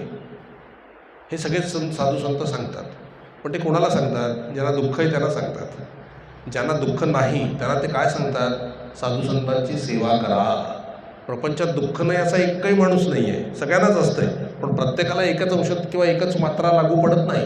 कित्येकांना सांगतात प्रपंचात राहा, साधू संतांची सेवा करा, म्हणजे तुमचा प्रपंच पूर्णतेला जाईल. काहींना सांगतात प्रपंचच करू नका, काहींना सांगतात प्रपंच करा आणि त्यामध्ये नामस्मरण करा, भजन करा आणि भगवंताची प्राप्ती करून घ्या. सगळ्यात थोडक्यात एकच आहे, प्रपंच हा कोणालाही टाकता येत नाही आणि सांगितला तरी कोणी टाकत नाही. व त्यातच राहून भगवंताचं भजन केलं तर तो शुद्ध होतो. कसा शुद्ध होतो? ज्याप्रमाणे गढूळ पाण्यामध्ये तुरटी टाकली की गाळ खाली बसून शुद्ध पाणी वर राहतं, तसं प्रपंचामध्ये नामस्मरण केलं की प्रपंचातल्या आसक्तीरूपी मळ हा खाली बसतो आणि शुद्ध परमात्मा स्वरूप भगवान असलेला प्रपंच आपल्याबरोबर राहतो. हे नामस्मरणाने होतं, तो गाळ निघून जातो कालांतराने आणि मग आपला प्रपंच जो आहे तोच परमार्थ होतो. तर साधू म्हणाला की बघ, काही प्रपंचामध्ये सुख नाही, तू असं कर, तू संन्यास घे. तो म्हणला, तो संन्यास, तो काय म्हणतोय? अहो तो संन्यास काय कामाचा ज्याच्यामध्ये पत्नी नाही, पुत्र नाही? ते काही मला तुम्ही असं उलटं सुलटं सांगू नका, मला तुम्ही पुत्र संतान द्या. तेव्हा तो साधू काय म्हणतोय, माझा ऐक, मी तुझं भविष्य बघितलंय, तुला ह्या जन्मात सोड, कुठल्या 7 जन्मात संततीची प्राप्ती नाही आहे. म्हणून साधू असं सांगत होते, लक्षात घ्या. कारण त्याचं कर्मच असं होतं, इतकं भयंकर कर्म करून ठेवलं होतं की पुढल्या 7 जन्मात त्याला पुत्र संतती होणार नाही. हे जे गर्भपात करतात, कळतं तुम्हाला? म्हणजे देवाने देऊन सुद्धा त्याला नाकारतात, त्यांना मग कुठल्या जन्मात मिळत नाही आणि मग कुठल्या जन्मात त्यासाठी तरसत राहतात. लक्षात घ्या, हे असं असतात, आपल्या कर्माचे परिणाम आपल्याला भोगावे लागतात. म्हणून जे येतं आहे तो देवाचा प्रसाद समजावा, नाही येते तोही देवाचा प्रसादच समजावा, समाधानाने आयुष्य काढावं. त्यामुळे 7 जन्मात त्याला पुत्र संतती नाही हे त्या साधूने ओळखलं आणि मग साधू त्यांना काय म्हणाला, म्हणून तू संन्यास घे, याच्यामध्ये पडू नको. तो म्हणला नाही, साधू सगळं बदलू शकतात, त्यामुळे तुम्ही हे करा माझ्यासाठी. ते म्हणला, पुन्हा त्यांनी समजवायचा प्रयत्न केला की विधी लेख पुसण्याचा प्रयत्न करू नकोस. ज्याने ज्याने आजचापर्यंत लेख पुसण्याचा प्रयत्न केला, विधात्याने लिहिलेला, ते सगळे जोरात आपटलेले आहेत. सगर राजा 100 मुलं होती, पण सगळी मेली आणि दुःखी झाला. असे अनेक आहेत, अनेक राजे असे होऊन गेलेले आहेत. वेन राजा पण असाच दुःखी झालेला आहे, त्यातलाही अतिशय कुपुत्र निर्माण झाला आणि वेन राजा दुःखी झालेला आहे. बघा, हे सगळे सांगितले त्यांनी त्याच्यामध्ये की नको या भानगडीत पडू. तोंडला नाही, ते तुम्ही काही सांगा, मला तो पाहिजे. अंगराजा, सॉरी वेन नव्हे, अंगराजा सुद्धा दुःखी झालेला आहे. ते म्हणजे नाही, हे मला काही सगळं तुम्ही सांगू नका, मला तुम्ही काय द्या, पुत्र संतती होईल हा आशीर्वाद द्या. साधू संतांना अशक्य असं काहीच नाही. साधू संत पाहिजे ते देऊ शकतात. ठीक आहे म्हणाले, आता एवढा हट्टच आहे तुझा, तर मी काय सांगणार. त्याने डोळे मिटले, आपल्या झोळीतून एक चरू काढला, चरू म्हणजे फळ, मंतरला तो आणि त्याच्या हातात दिला. हा घे म्हणले, हा आता एक काम कर, आता मी सांगतो तसं एक संतांची आज्ञा ॲज इट इज पाळावी, नाहीतर पश्चात्तापाची वेळ येते. कारण प्रारब्ध खेचत असतं तुम्हाला, पण तुमचं प्रारब्ध काम करत नाही. केव्हा? जेव्हा संत सांगतात त्याप्रमाणे वागलात की प्रारब्ध काही करू शकत नाही. त्यांनी काय सांगितलंय, फळ घे, आता मी सांगतो त्याप्रमाणे कर, बायकोला खाऊ घाल, पण तिला सांग एकच वेळ जेवायचं, एकभुक्त राहायचं, जमिनीवर झोपायचं, भगवंताचं भजन करायचं, कोणाशी जास्त बोलायचं नाही, हे सगळे नियम पाळ. मौन व्रत धारण कर, हे सगळं सांगितलं. हे जर नियम पालन केलेस सात्विक मुलगा होईल आणि तुझी धन्यता होईल. याचा अर्थ कळला का? तुमच्या नशिबात नसेल ते साधू तुम्हाला देऊ शकतो, पण आपण काय केलं पाहिजे, साधूशी अनन्य राहायला पाहिजे. आणि सगळ्यात महत्त्वाचं, तो साधू सांगेल त्याप्रमाणे वागलं पाहिजे, हे महत्त्वाचं. आता ते वागणं ह्याप्रमाणे झालं नाही म्हणून कशी फळं आली बघा. तो ते फळ घेऊन निघून गेला, साधूही निघून गेला आणि आत्मदेवही निघून गेला, आणि त्याने आपल्या बायकोला ते फळ दिलं आणि नियम सांगितले, असं असं त्या साधूने सांगितलंय, हे तू फळ खा, एवढं बोलून तो निघून गेला. विशेष महत्त्व दिलं नाही त्या नियमांना, सांगून निघून गेला. आता ती जी बायको होती धुंदुली, तिने विचार काय केला, कोण हे सगळं पाळे, मला दिवसभर बडबड बडबड बडबड बडबड करायची सवय, मौन व्रत कोण धारण करील, आहे ना. म्हणून ती तिच्या लगेच शेजारी गेली, शेजारच्या बाईला सांगू लागली. शेजारची बाई काय म्हणली, तुझ्या घरातल्या कटकटी माझ्या घरात आणू नकोस, ते तू तुझं बघ, मला सांगू नको तुझ्या घरातलं काय उलटं सुलटं, चांगलं असेल तर सांग, वाईट सांगू नकोस. व ती शेजारच्या गावात गेली आपल्या बहिणीकडे, तिला हे सगळं सांगितलं की आमचा नवरा बघा कुठून काहीतरी फळ घेऊन आलाय आणि असं असं सांगितलंय, नियम काय, तर म्हणे मौन व्रत धारण कर. कसं करणार, मला सारखं बडबड करायला लागतं, मी नाही मौन व्रत धारण करू शकत. एकच वेळ खा, अगं मला येता जाता चरायला लागतंय, मी कुठनं एक वेळ जेवू, मला गाद्यांवर झोपायची सवय, मी जमिनीवर कशी झोपू, आणि एवढं सगळं करूनही गर्भ राहिला आणि तो शुकदेवाप्रमाणे 12 वर्ष गर्भ धारणार होऊन तो बाहेरच नाही आला, तर मी काय करू, आणि ते पोट केवढं वाढतं, आडवं झाला तो गर्भ, तर माझा जीवच जायची वेळ आहे. कळलं का? धुंदुली. आजकाल अशा धुंदुली बऱ्याच सापडतील तुम्हाला समाजामध्ये. एक असं होईल तसं होईल, आणि म्हणे मग ते पोट वाढलं तर नणंद माझी घरात येईल, माझ्याशी भांडाभांडी करेल आणि माझ्या घरातलं सगळं सामान घेऊन जाईल, मग मी कुठे करणार. आणि अशा दैववशात जर का चोरांची धाड पडली तर घरातली सगळी भांडी कुंडी ते घेऊन जातील, मला काही करताही येणार नाही, जागचं हलताही येणार नाही. कसं ग, ते फार कठीण असतं म्हणाले, मला नको आहे, मला नको आहे म्हणणारी धुंदुली. कळलं तुम्हाला? अशा समाजात अनेक सापडतील कलियुगात तर नक्कीच. मग ती बहीण आणखी तिच्यापेक्षा हुशार होती. ती काय म्हणली, हे बघ, ठीक आहे, मी गर्भवती आहे आत्ता, तू जर थोडे पैसे माझ्या मिस्टरांना दिलेस, यजमानांना दिलेस, तर मी आता प्रसूत होणारच आहे, मी माझं पोरगं तुला देते, ते तू तुझं पोरग आहे म्हणून दाखव, सोंग घेऊन राहा गर्भारपणाचं. हां, हे बरोबर आहे म्हणले. तू असं कर की तुझ्या नवऱ्याला सांग की मी गर्भवती, फळ खाल्लं मी गर्भवती आहे, हे इथे राहा माझ्याजवळ, मी काय आत्ता 1-2 महिन्यात प्रसूत होऊन जाईल म्हणा, 2-3 महिन्यात, तेवढं तू जा, माझंच आहे म्हणून सगळं, ते आपण बघू, लालन पालन करू. अगं म्हणले मग मला तर दूधच येणार नाही. नवऱ्याला सांग की माझी बहीण हे होती, गर्भधारणा राहिली होती तिला, ती प्रसूत झाली, पण तिला काय झालं की ते मूल मेलं, पण तिला दूध येते आणि मला तर दूध येत नाही. तर आपल्या मुलाला तिनेच दूध पाजून गेलं तर काही प्रॉब्लेम आहे का? तो नाहीच म्हणेल, तो येऊ देईल. अशा प्रकारे म्हणे मीच माझ्या मुलाला दूध पाजून तो वाढेल, मग तुलाही अडचण येणार नाही, खोटं पचेल. एवढं सगळं प्लॅनिंग झालं. त्यांना ते वाटलं. कळलं तुम्हाला काय झालं ते? मग म्हणजे आता या फळाचं काय फेकू नका, नको नको नको नको, परीक्षा कर. बघा, साधूची परीक्षा नसते करायची, त्यांनी केली परीक्षा. घरच्या गाईला ते फळ खाऊ घातलं. आता ही प्रसूत होणार होती 7-8 महिन्यांनी, 1 महिना असेल किंवा काय असेल. त्याने घरच्या गाईला सुद्धा ते फळ खाऊ घातलं. आता काय झालं, हिला मुलगा झाला आणि हिने तो पैसे घेतले, तो मूल कोणाला दिलं? धुंदुलीला दिलं ते मूल. आणि त्या धुंदुलीने त्या मुलाचं नाव काय ठेवलं? धुंदुकारी. आणि जाऊन सांगितलं घरी आपल्या पतिराजाला की मला मुलगा झाला, आपल्याला मुलगा झाला. आणि इकडे 3 महिन्यांनी गाईला सुद्धा, जिला साधूने दिलेलं फळ खायला घातलं होतं, तिला सुद्धा मनुष्याकृती मुलगा झाला. आणि त्याचे कान गाईसारखे होते म्हणून गोकर्ण असं त्याचं नाव ठेवलं. हा जो गोकर्ण आहे हा अतिशय विद्वान, अतिशय चांगला स्वभावाने, सात्विक स्वभावाने, आध्यात्मिक आणि धार्मिक आणि अतिशय विद्वान, वेद उपनिषद पाठांतर, महाज्ञानी साधू सत्पुरुष झाला. कारण ते फळ कोणी दिलेलं होतं? साधूनी. आणि ते अटी लागू झाल्या. गाई जमिनीवरच झोपते, गाय मौनच असते, मौन एक वेळच जेवते, गाय कोणाशी बोलत नाही, सगळ्या अटी लागू झाल्या. त्यामुळे सात्विक मुलगा झाला. आणि इथं लबाडीने गडबड केलेली होती, त्यामुळे हा जो धुंदुकारी होता महाराज अतिशय वाईट निघाला. सर्व व्यसन संपन्न झाला. एकही असं व्यसन नाही आहे जगात की ते त्याला नव्हतं. तो लोकांच्या घरांना आगी लावायचा, मुलं खेळवायला घ्यायचा, विहिरीत ढकलून द्यायचा, चांडाळाबरोबर राहायचा, चांडाळाने प्रेताने शिवलेलं अन्न खायचा, अतिशय दुष्टपणाने वागायचा, लोकांमध्ये भांडणं लावून द्यायचा, क्रोधी होता, कामी होता, लोभी होता, सगळे विकार अगदी त्याच्यामध्ये होते. असा तो धुंदुकारी.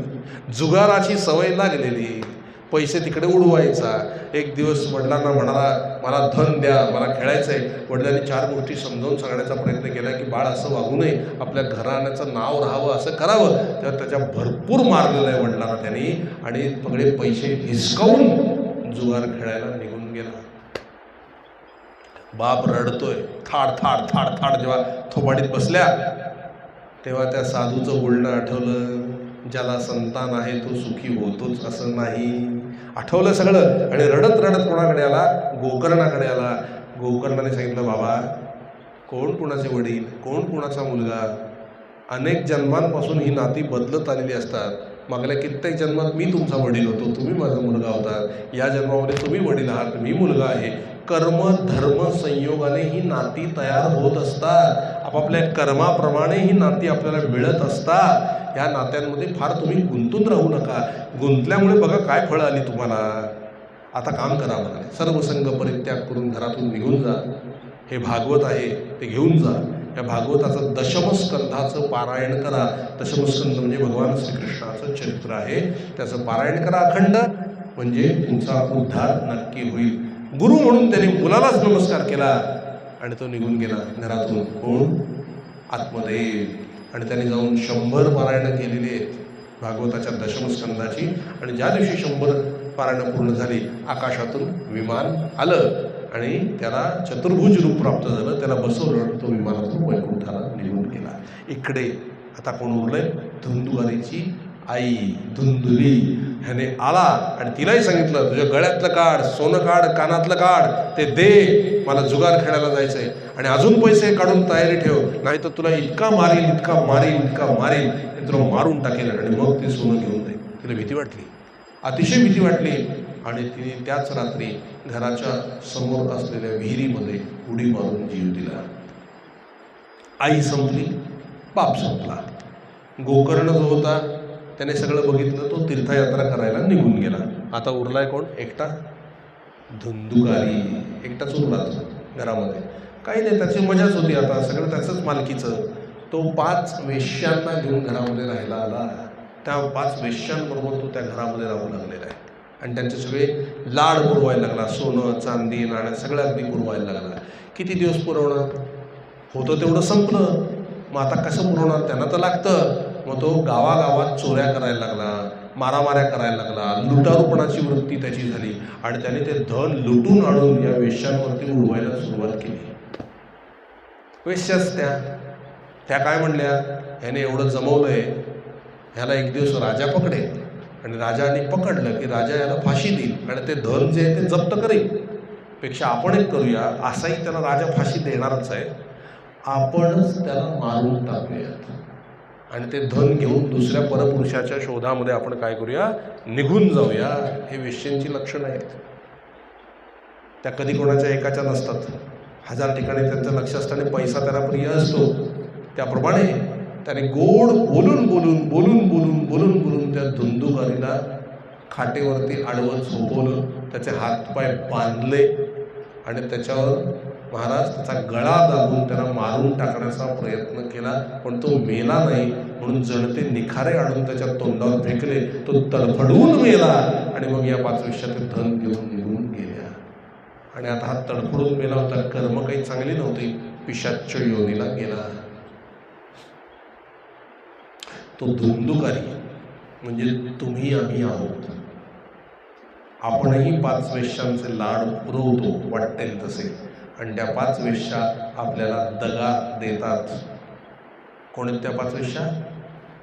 डोळे, नाक, कान, जीभ आणि त्वचा. आयुष्यभर आपण या 5 इंद्रियांचे लाड पुरवतो. म्हणून किती गोड गाणी ऐकली, किती गोड आवाज ऐकले तरुणपणामध्ये की म्हातारपणी ते धोका देतात. ते इंद्रिय आपल्याला कानात मशीन घालावं लागतं, ऐकू येत नाही. येतं का ऐकू? नाही. लक्षात आलं? दुसरं नाक. किती सुगंध आपण फुलांचे घेतो, छान. कोरोनासारखी परिस्थिती आली की बंद, नाक बंद ठेवावं लागतं. सर्दी झाली, करता येतं काही नाही. म्हणजे ज्या इंद्रियांचे आपण एवढे लाड पुरवतोय ते काय करतायत? धोका देतात. जिभेचे किती लाड पुरवतो महाराज? काय काय खावंसं वाटतं, काय काय प्यावंसं वाटतं. जितके लाड पुरवाल तितके ते आपल्याला आजारी पाडतं. गोड खाल्लं की डायबिटीस, मीठ खाल्लं की ब्लड प्रेशर, आणखी काही खाल्लं जिभेची चव करायला गेलो की त्रासच देते की नाही. आपण म्हणतो अगं जिभले तुझे एवढे लाड पुरवते तरी आम्हाला तू आजारी पडतेस. तिचा धर्म आहे तो. लक्षात आलं? डोळे. किती बघा त्या डोळ्यांचे किती लाड पुरवा, शेवटी दिसत नाही मोती बिंदू. त्वचा.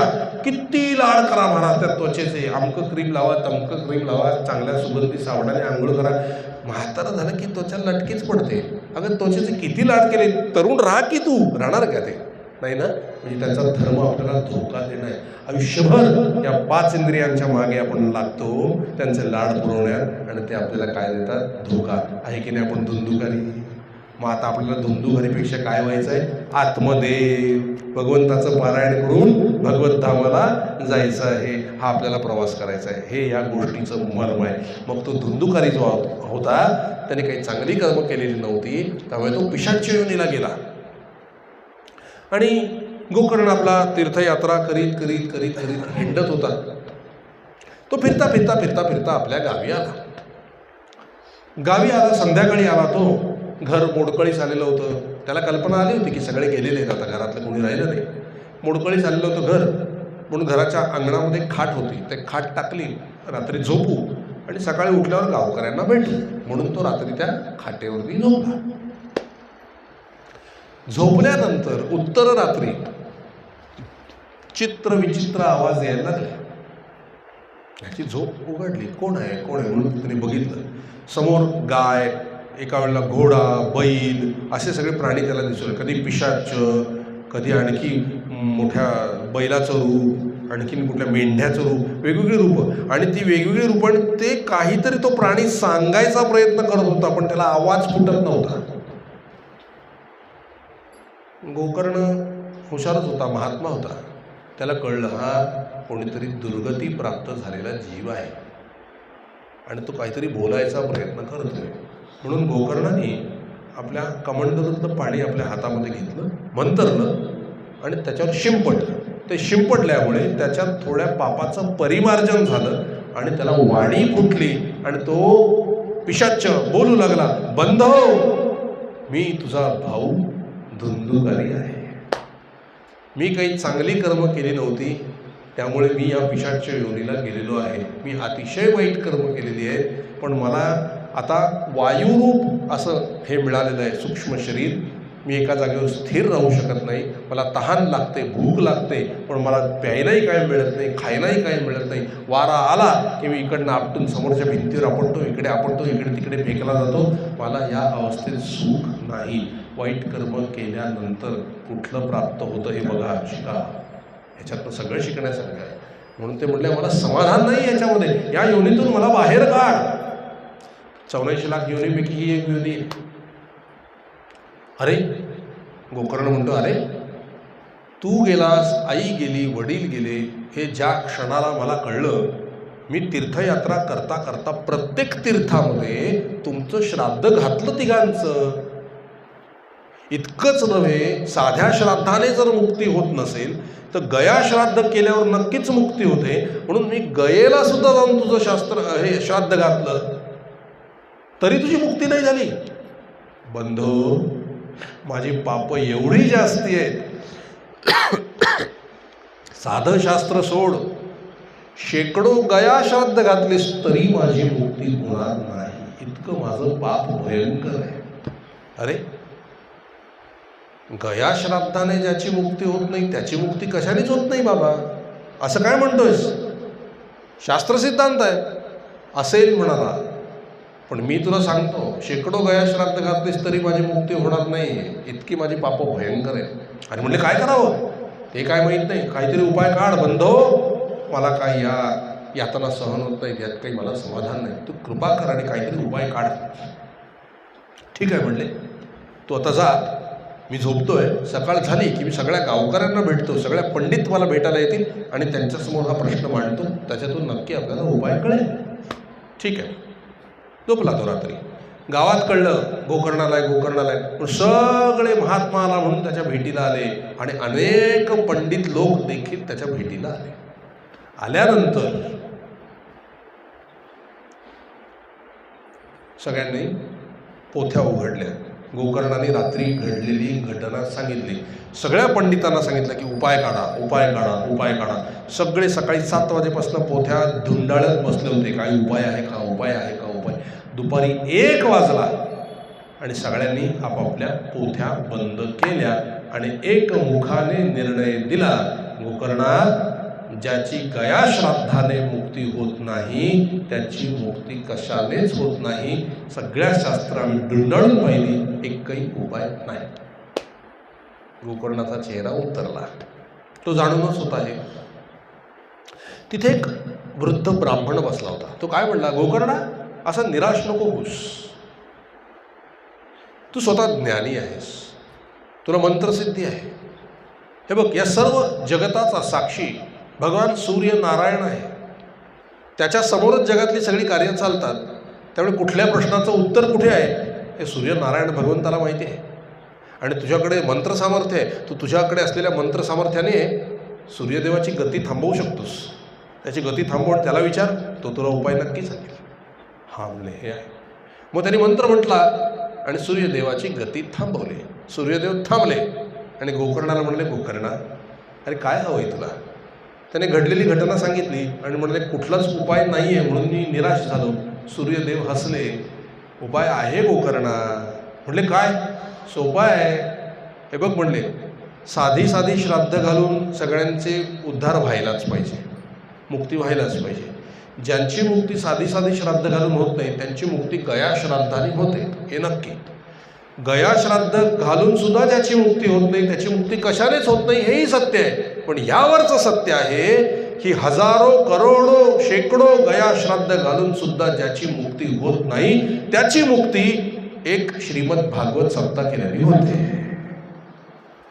एवढा गोकर्णाला आनंद झाला महाराज. आणि खरोखर ते महात्म्य आहे. ज्याची मुक्ती कशाने होत नाही ना महाराज, त्याची मुक्ती भागवताने होते. मग गोकर्णाने सूर्यदेवाला नमस्कार केला आणि निर्णय घेतला, उद्यापासूनच मी भागवत सप्ताह करायला घेणार. म्हणून गोकर्ण भागवत सप्ताह करायला बसले आणि ज्यांना ज्यांना कळलं की भागवत आहे ते सगळे ऐकायला आले. कारण सगळ्यांची इच्छा होती आपल्यालाही मुक्ती मिळावी, आपल्या पितरांनाही मुक्ती मिळावी आणि सगळ्यांचंच कल्याण व्हावं. आज इथे तुम्ही सगळे आलेले आहात ना, सगळ्यांच्या पितरांचा उद्धार आहे. म्हणूनच ते पितरांनी तुम्हाला बुद्धी दिलेली असते की इथे जाऊन भागवत ऐका. ही आपली इच्छा नाही आहे, ही भगवंताची इच्छा, आपल्याजवळ असलेलं पुण्य. आणि आपल्या पितरांना कळतं की अरे भागवत लागलंय, पटकन पाठवा सगळ्यांना. मग तुम्ही येऊन बसलात की तुमच्या निमित्ताने त्यांचं कल्याण होतं, परम कल्याण होतं. लक्षात ठेवा. म्हणून भागवत सप्ताह खूप महत्त्वाचा आहे. भगवंताची कथा खूप महत्त्वाची आहे. हजारो संख्येने लोक आले आणि गोकर्णाने भागवत सांगायला सुरुवात केली. आता कोणासाठी चाललं होतं भागवत? धुंदुकारीसाठी. त्याच्या नावाने संकल्प केला, एका ब्राह्मणाला समोर बसवलं.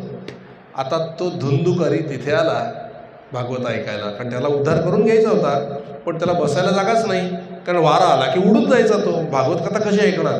म्हणून त्याने मनोमन भगवंताची कृपा भाकली की हे भगवंता, मलाही भागवत ऐकायचं आहे, माझी व्यवस्था कर. प्रार्थनेचं काम चटकन होतं. त्याची नजर लगेच त्या 7 वेळूच्या काठ्यांवर गेली. वेळूच्या काठ्यावर छोटी छोटी भोकं असतात ना त्याला, त्याच्यामध्ये जाऊन धुंदुकारी 7व्या गाठीमध्ये जाऊन बसला. म्हणजे पहिल्या गाठीत खालच्या तिथे जाऊन बसला. आता वारा आला तरी तिथून इकडे तिकडे उडूच शकत नाही, त्याच जागेत बसणार ना. मग तो तिथे बसला आणि पहिल्या दिवसाची भागवत कथा झाली आणि पहिली गाठ फुटली. दुसऱ्या दिवशी तो दुसऱ्या गाठीत जाऊन बसला. दुसऱ्या दिवशीचं भागवत झालं, दुसरी गाठ फुटली. तिसऱ्या दिवशी तो तिसऱ्या गाठीत जाऊन बसला. तिसऱ्या दिवशी तिसरी गाठ फुटली. असं करता करता 7 दिवस झाले आणि 7ही गाठी फुटल्या आणि भागवत कथा पूर्ण झाली. आणि पूर्ण झाल्याबरोबर समोर अत्यंत तेजस्वी नीलवर्ण, श्यामवर्ण, पिवळं पितांबर नेसलेलं, कुंडलं घातलेला, एक दिव्य तेज असलेला, एक जणू काही देवच आहे असा एक सुंदर सत्पुरुष त्या ठिकाणी प्रगट झाला. देव असलेला प्रगट झाला. सगळ्यांना वाटलं देव आले, देव आले. म्हणून सगळ्यांनी जय जयकार केला आणि त्यांना नमस्कार केला की आपण कोण आहात प्रभो? तेव्हा त्याने उत्तर दिलं, त्या दिव्य पुरुषाने उत्तर दिलं, बंधो, मी देव नाही आहे. मी कोण आहे? मी धुंदुकारी आहे. तू केलेल्या 7 दिवसाच्या भागवत कथेमुळे मी पिशाच्च योनीतून मुक्त झालो आणि सायुज्य मुक्ती, मला स्वरूपता मुक्ती भगवंताची प्राप्त झालेली आहे. देवाप्रमाणे शरीर मला मिळालेलं आहे, कांती उज्ज्वल मिळालेली आहे, आज मला पुण्य मिळालेलं आहे. आणि ते बघ, मला घ्यायला वैकुंठातून विमान आलेलं आहे. आणि खरोखर आकाशातून विमान वैकुंठाला त्याला नेण्यासाठी आलं. त्यामध्ये नंद आणि सुनंद नावाचे पार्षद होते. त्यांनी धुंदुकारीला नमस्कार केला आणि धुंदुकारीला सांगितलं, प्रभो, आमच्या या विमानामध्ये येऊन बसा, तुम्हाला वैकुंठाला नेण्याकरता विमान आलेलं आहे. म्हणून त्यावेळेला धुंदुकारीने भागवताचं महात्म्य, सत्संगाचं महात्म्य सगळ्यांना सांगितलं आणि धुंदुकारी त्या विमानात जाऊन बसला. कल्पना करा किती पापी होता. एक भागवत ऐकलं, देव होऊन बसला. किती ताकद आहे भागवतात. आणि तो बसल्यावर ते विमान उडायला लागलं. तेवढ्यात गोकर्णाने हाक मारली, नंद सुनंद थांबा. काय झालं म्हटले? म्हणजे इथे सगळ्यांनी भागवत ऐकलंय, हे गावकरी वगैरे सगळे, मग ह्यालाच का विमान आलं, बाकीच्यांना का नाही आला? ते म्हणले ऐकण्यात भेद आहे. म्हणले का, कसा ऐकण्यात भेद आहे? म्हणले बघ, तो पहिल्या दिवसापासून एकाच जागेवर बसून आहे. पहिली गोष्ट, पहिल्या दिवशीची कथा झाल्यानंतर दुसऱ्या दिवशीची कथा सुरू होईपर्यंत त्याने त्या कथेचं चिंतन, मनन, निधिध्यासन, नामस्मरण हे 4ही केलेलं आहे. ते झाल्यानंतर दुसऱ्या दिवशीची कथा ऐकली. दुसऱ्या दिवशीची कथा झाल्यानंतर एकाग्र चित्ताने ऐकलं. तिसऱ्या दिवशीची कथा होईपर्यंत पहिल्या 2 दिवसाच्या कथेचं चिंतन, मनन, निधिध्यासन, नामस्मरण हे त्यांनी केलेलं आहे. असं 7 दिवस त्या 7ही दिवसाच्या कथेचं चिंतन, मनन, निधिध्यासन, नामस्मरण अखंड केलं. त्याची चित्तवृत्ती भगवंताने व्यापली आणि म्हणून तो मुक्त झाला. त्याला नेण्याकरता विमान आलं. असं ह्या पद्धतीने जो कोणी ऐके त्याला विमान येईल. लक्षात आलं? मग आपल्याला काय येत नाही, आपलं एकाग्रता नाही होत ना. ठीक आहे, मग ह्याला उपाय आहे का? आहे. Quantity leads to quality. एक वेळा ऐकून होत नाही, 100 भागवत ऐकल्यावर ती कधीतरी आपलं चित्त एकाग्रता होईल, त्यावेळेला विमानं येतातच, आपल्याला येणारच, 100% येणार. अगदी भागवत ऐकलेल्या कित्येकांना आलेले आहेत, उदाहरण आहेत माझ्यासमोर आहेत. सांगेन तुम्हाला, आमच्या कथेतच किती वेळा असं झालेलं आहे. पण ते अतिशय आनंदाची अवस्था, अतिशय आनंदाची अवस्था, म्हणजे इतकी आनंदाची अवस्था की आपण कल्पना सुद्धा त्या आनंदाची कधी केलेली नसेल, एवढ्या आनंदाची अवस्था आहे महाराज. असं ते विमान येतं आणि मस्त अगदी भगवंताच्या आनंदात. मग सगळ्या गावकऱ्यांना विचारलं की मी आता उद्या परत कथेला बसतोय, परत मी 7 दिवसाची कथा करणार, तुम्हाला कोणाला यायचं आहे? ते म्हणजे आम्ही घरीच जाणार नाही, आम्हाला कथाच ऐकायची आहे, आम्हालाही मुक्त व्हायचं आहे, कोण या संसारात राहील, आम्हालाही मुक्तच व्हायचं आहे म्हणले. आनंदी आनंद, भगवत धामात आम्हाला जायचं आहे. गोकर्णाने बघा संत कसे असतात, उपकार उपकार उपकार. काय अडलं होतं का? स्वतःच्या भावाचा उद्धार झाला गप्प बसले असते ना, पण नाही. जगाच्या कल्याणा संतांच्या विभूती, देह कष्टविती परोपकारे. तुमचंही कल्याण व्हायला पाहिजे म्हणून मग गोकर्णाने पुन्हा भागवत कथा सुरू केली. सगळे तसेच बसले, सगळ्यांची एकाग्रता झाली आणि 7 दिवसाची भागवत कथा झाल्यानंतर असंख्य विमानं आकाशातून दिंड्या पताका धारण करून आले आणि सगळ्या गावकऱ्यांना हरिरूप दिलं. सगळ्यांची रूप हरीसारखी दिसू लागली. निळं सावळं रुपडं पिवळं पितांबर कवच कुंडलं सगळं अगदी मस्त हरीसारखं दिसू लागलं. आणि मग गरुडावर बसून पुन्हा एकदा नीलवर्ण श्यामवर्ण कमल लोचन स्मित हास्य असलेले, गळ्यात वनमाला शोभत असलेले भगवान श्रीहरी त्या ठिकाणी प्रगट झाले. त्यांनी सगळ्यांना रूप दिलं, आपलं स्वरूपता भक्ती दिली आणि गोकर्णाला म्हणाले, गोकर्णा तुला घ्यायला मी आलोय, चल माझ्याबरोबर.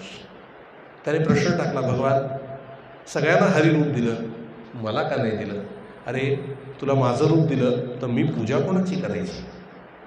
तू माझा भक्त नाहीस, मी तुझा भक्त झालो आहे, कळलं? त्यामुळे तुझं रूप मला हवं आहे आणि माझं रूप तर तुला कधीच मिळालं आहे, ते तुला काही निराळं करायची गरज नाही. तू मनात आणशील तेव्हा होईल, पण आता तू माझा आराध्य आहेस ना, मला तुझी पूजा करायची आहे. तुझं पाहावे हे माझं डोहाळे, सारखं मला तुला पाहावंसं वाटतं, म्हणून तुला ह्याच रूपात ठेवलं आहे. आणि मग गोकर्णाला विमानात घेतलं आणि भगवंत सगळ्यांना घेऊन वैकुंठ धामाला निघून गेले. बोलो गोपाल कृष्ण भगवान की जय. इथे गोकर्ण महात्म्य समाप्त होतं. शौनकजींना सांगितलं. शौनकजी म्हणाले, मला इतका ऐकून आनंद होतोय, अजूनही पुन्हा तुम्ही काहीतरी आम्हाला महात्म्य सांगाल, ही इच्छा आहे या भागवताविषयी. आता भगवंताच्याच घराण्यात असं कोणी आहे का ज्यांनी ही भागवत कथा ऐकली त्यांचा उद्धार झाला आहे म्हणले. राजा परीक्षित. आता त्याची कथा 2 मिनिटात सांगतो.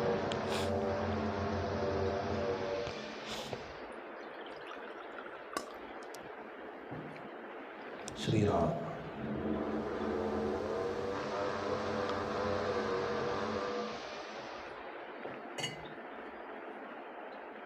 श्रीराम जय राम जय जय राम.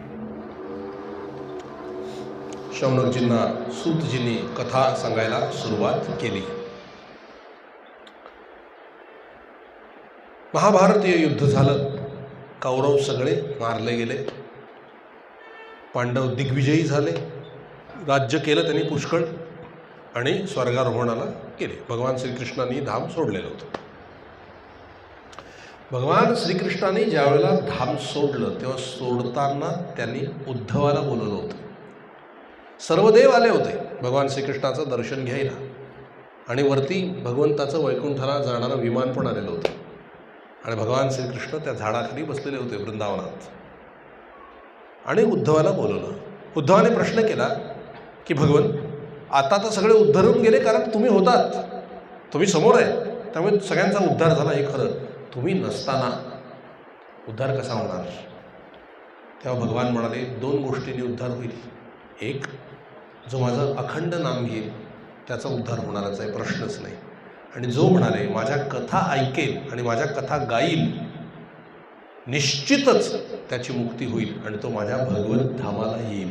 म्हणून भगवंतांनी भागवत घेतलं त्यावेळेला आणि त्या भागवतात स्वतःचं तेज घातलं आणि ही भागवत कथा जो कोणी ऐकेल त्याला निश्चितच मुक्ती होऊन तो माझ्या भगवत धामाला येईल, असं वचन कोणाला दिलं आहे? उद्धवाला दिलं आहे, असं वरदान उद्धवाला दिलेलं आहे.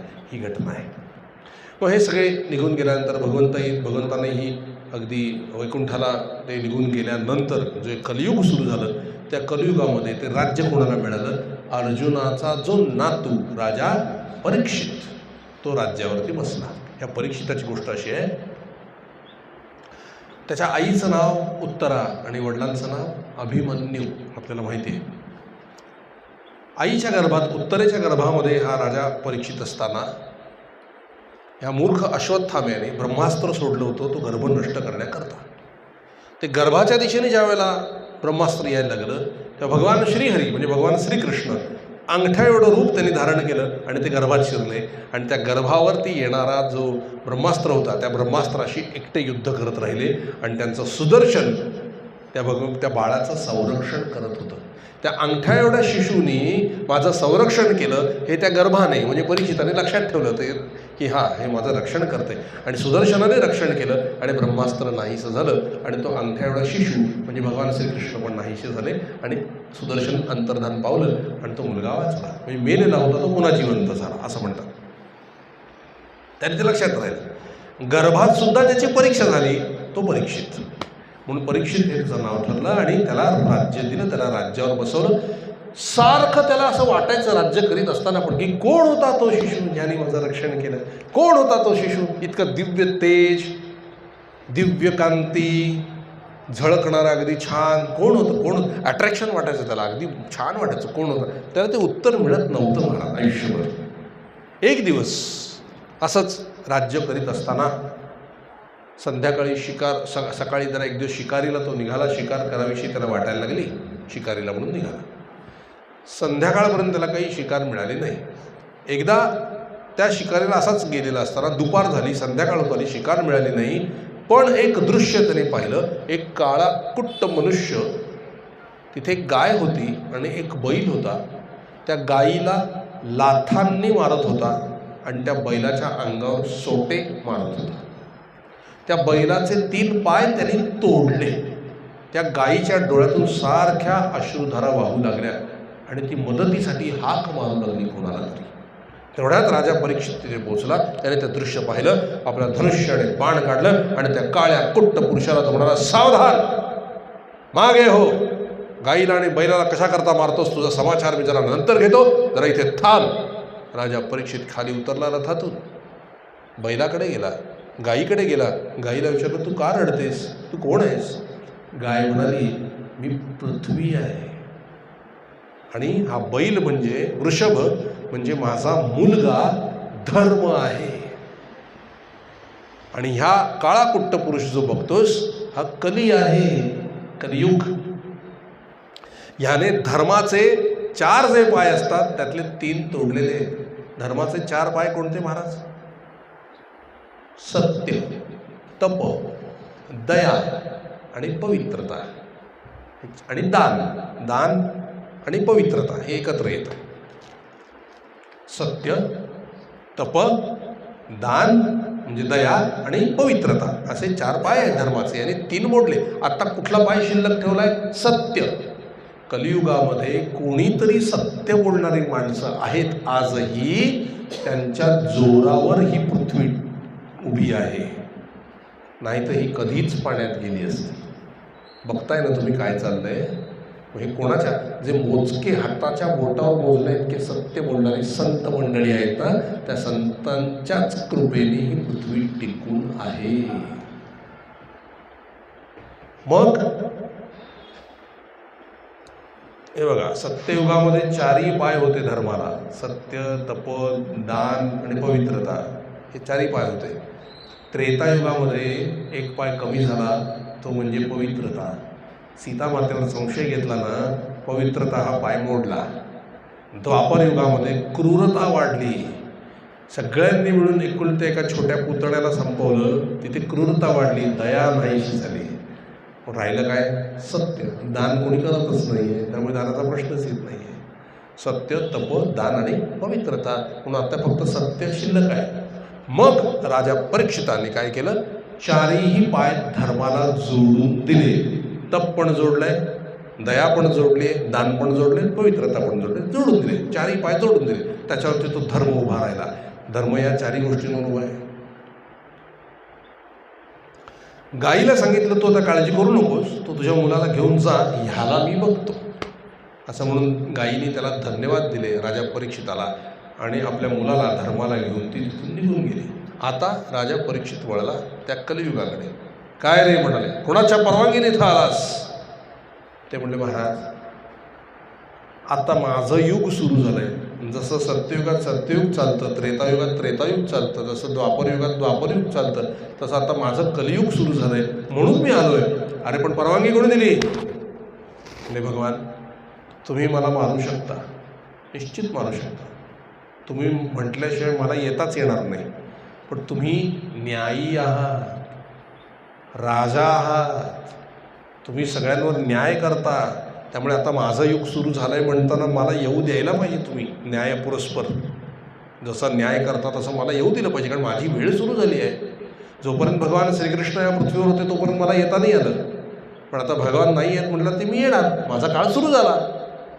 अरे पण म्हटलं तुला कशाला येऊ दे, तुझ्यामध्ये काय चांगलं आहे, लोकांची बुद्धी भ्रष्ट करणार आहेस तू, तुझ्यामध्ये काय चांगलं आहे म्हणून तुला येऊ देऊ. तू कलियुग म्हणजे कलह युग आहेस.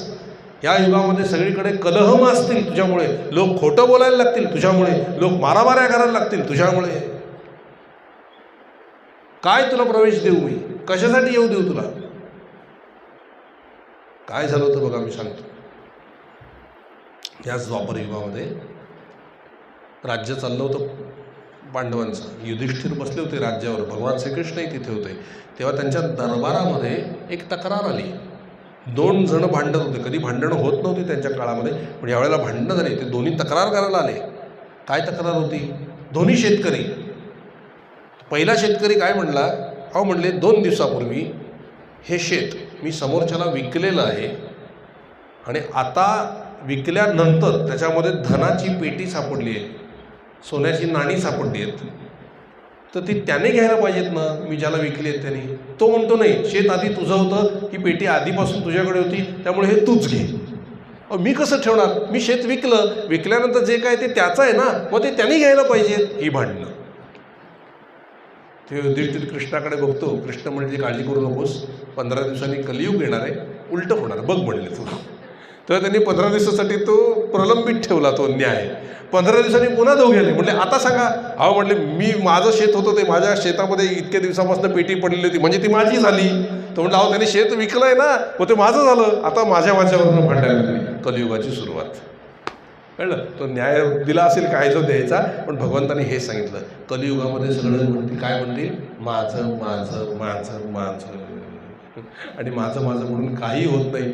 डोळे माझे, फुलं पडली डोळ्यात, कान माझे, बहिरेपण आलं त्याच्यात, हातपाय माझे थकले, गुडघे माझे चालू देत नाहीत, बसू देत नाहीत, माझे माझे म्हणून व्यर्थ गेला. आलिया संसारा उठा वेग करा, शरण जा उदारा पांडुरंगा. देह हे काळाचे, धन कुबेराचे, येथे मनुष्याचे काय आहे. देता देवविता, नेता नेवविता, येथे याची सत्ता काय आहे. निमित्याचा धनी केलासे प्राणी, माझे माझे म्हणून व्यर्थ गेला. देह हे काळाचे, धन कुबेराचे, येथे मनुष्याचे काय आहे. तुका म्हणे कारे नाशिवंतासाठी, देवासवे आटी पाडितोसी. देह हे काळाचे, धन कुबेराचे, येथे मनुष्याचे काय आहे. किती छान सांगितले तुकोबांनी. ज्या फ्लॅटला मी माझा म्हणतो, वर घेऊन जाता येतो का? इथंच सोडावं लागतो. ज्या जमिनीवर मी म्हणतो माझा अधिकार आहे, 100 वर्षांनी त्याच्यावर दुसऱ्याचाच अधिकार असतो. तुमचा असतो का? नाही. पण आयुष्यभर भांडतो की नाही त्या गोष्टीसाठी. अहो हे जे शरीर आपण घेऊन आलो ना, हे पण आपलं नाही आहे, हे सुद्धा द्यायला लागतं आणि जायला लागतं. शरीरच आपलं नाही म्हणताना शरीर संबंधी आणि शरीराच्या जोरावर कमावलेलं काय असणार आहे की थोड्या वर्षापुरतं. एक लक्षात घ्या, इथं जी गोष्ट तुम्हाला मिळाली आहे ती वापरायला मिळाली आहे, ती प्रामाणिकपणे वापरून कृतज्ञतेने इथे सोडायची आहे. प्रामाणिकपणे, स्वच्छ शुद्ध स्वरूपात आणि आरामात निघून जायचं आहे. त्यालाच मुक्ती आहे. ज्याने माझं आहे असा अधिकार खोटा गाजवला, संपलं. कळलं? म्हणून माझे माझे म्हणून व्यर्थ गेला. म्हणून माझं कुठे आहे? कलियुगामध्ये आहे. आजपासून अगदी 50 वर्षापूर्वीचं जरा तुम्ही काढून बघा. एकत्र कुटुंब किती गोडपणे नांदत होते. आता विभक्त कुटुंब पद्धती आलेली आहे. मी आणि माझी बायको, मी आणि माझा नवरा. आता इथून सुरुवात झाली. आता नवरा आणि बायकोही एकत्र राहत नाहीत. त्याचं तो बघेन, माझं मी बघेन, नावाला लग्न आहे की नाही? आता लग्न व्यवस्था संपुष्टात येणार 10 वर्षांनी. आता होणार नाहीत लग्न. हे हळूहळू कलियुगाचा वाढता प्रभाव आहे. अजून किती वर्ष झाली आहेत कलियुगाला? फक्त 5,500 वर्ष. 5.5 लाख वर्षांचं कलियुग आहे. तोपर्यंत काय होईल याचा विचार करा तुम्ही. आत्ताच काय दिसतंय बघा. कळतंय तुम्हाला? होत आहेत की नाही गोष्टी? आहेत का एकत्र कुटुंब पद्धती? कुठे आहे का शांतता? कुठे आहे का कुठे काही प्रेम? आहे का कुठे काही निस्वार्थीपणा? सगळेजण आपलं आपलं बघण्यातच व्यस्त आहेत. माझं कसं होईल, माझं कसं होईल. समोरचा गेला ना, पडलेले असतात बघा, कधी गेलात तर बघा, ते काय झालं, उठा ना, तुम्ही गेलात, माझं कसं होईल, अरे माझं कसं होईल पडलेलं. समोरच्याला कोण विचारतच नाही आहे बघा. किती आहे ना. नाही म्हटलं तरी प्रत्येकाला स्वतःचंच पडलेलं असतं. त्यात की चुकीचं आहे असं मी म्हणणार नाही आहे, पण वृत्ती कशी झाली आहे बघा. कशी वृत्ती झाली. पूर्वी समोरच्याचा विचार करायची पद्धत होती. आता समोरच्याची विचार करायची पद्धत राहिली नाही. आज जो स्वार्थी आहे ना महाराज, तो श्रेष्ठ समजला जातो. बघा तुम्ही, पूर्वी सत्संगमध्ये काय सांगायचे? दुसऱ्याचा हिताचा विचार करा, दुसऱ्यांना सुखी ठेवण्याचा प्रयत्न करा.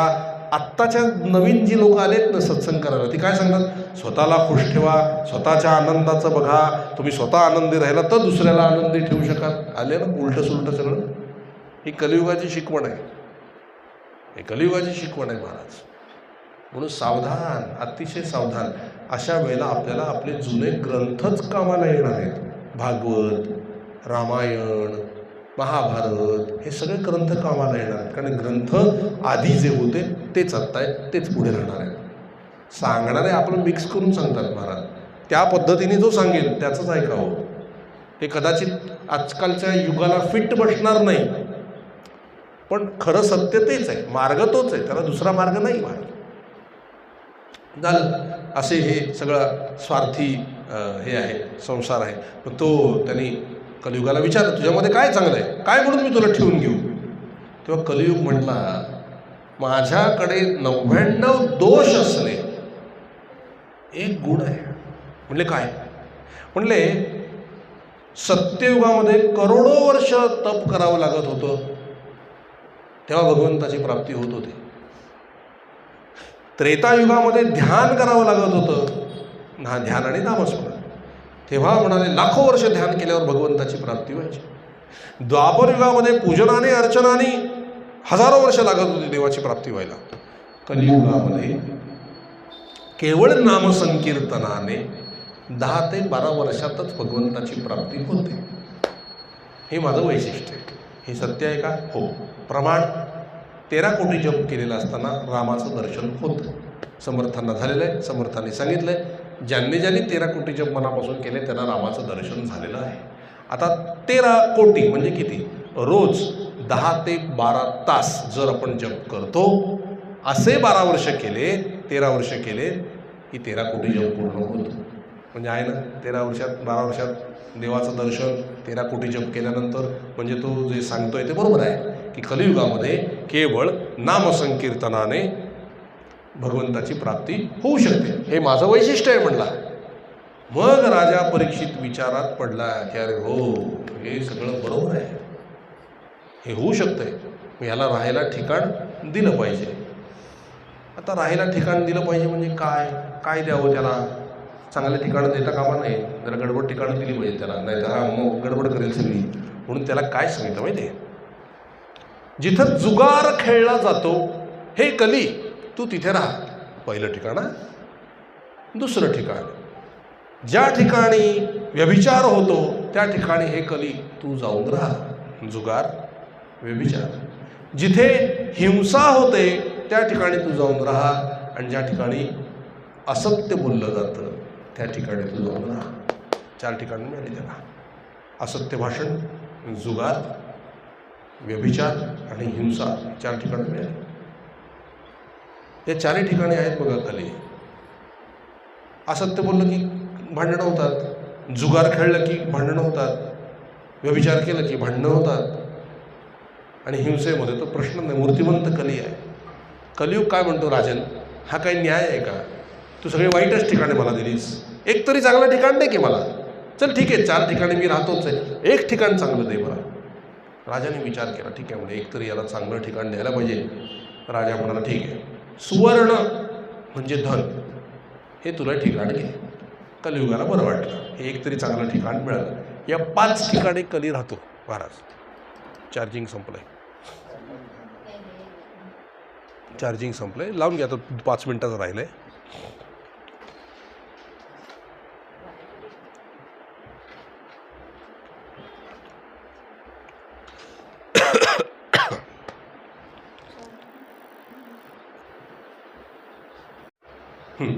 मग सुवर्ण त्याला दिलं, म्हणून या 5 ठिकाणी कली राहतो. बघा तुम्ही, असत्य भाषण आहे तिथे कली आहे, व्यभिचार केला तिथे कली आहे, नंतर जुगार खेळला जातो तिथे कली आहे, हिंसा केली जाते तिथे कली आहे, आणि तिसरं सोनं आणि धन या गोष्टीमध्ये कली आहे.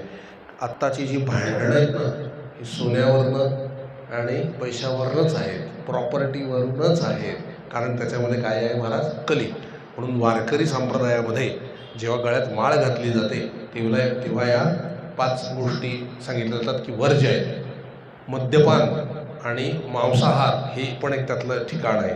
असत्य भाषण म्हणजे त्यांनी काय काय सांगितलं आहे, व्यभिचार नाही सांगितला, मद्यपान नाही सांगितलेलं आहे, जुगार नाही सांगितलेला आहे, आणि हिंसा नाही सांगितलेली आहे. म्हणून जेव्हा गळ्यात माळ घालतात तेव्हा काय सांगितलं जातं, मद्यपान आणि मांसाहार करू नये, जुगार खेळू नये, व्यभिचार करू नये, हिंसा करू नये, आणि स्वतःच्या कष्टाने कमवलेला पैसाच खर्च करावा, इतरांच्या पैशावर नजर ठेवू नये. या अटी मान्य असतील तर वारकरी संप्रदायाची माळ घातली जाते. कारण पहिले माळ घालण्यातच भक्तांच्या या 5 गोष्टी लांब केल्या जातात, आणि तोच भक्त पदवीला पुढे चढू शकतो ज्या या 5 गोष्टी वर्ज्य करेल. म्हणून वारकरी संप्रदाय जास्त श्रेष्ठ का, कारण माळच घालतात त्या अटींवरती. त्या अटी पाळल्यात की पुढे माणूस हळूहळू जातो आपोआप, आणि भगवंताची कृपा झाली, नामस्मरण अखंड असेल तर आपोआप या 5 गोष्टी आपल्यापासून काय असतात, लांब राहतात. आणि ते ठिकाण त्याला दिलं, आणि कलियुग नमस्कार करून निघून गेला.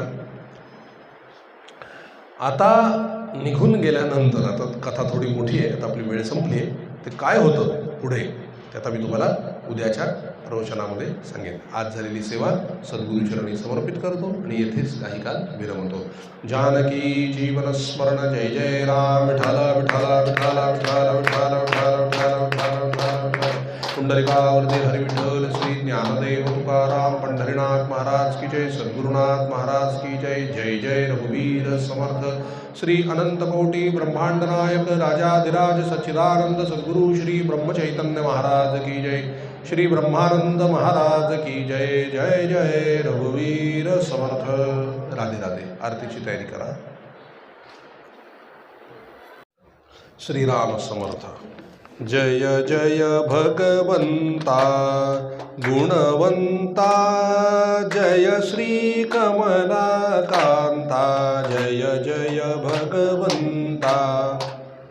सुधर्म स्थापाया अवतरसी, तू या युगायुगासी निरताळुनि दृष्टा.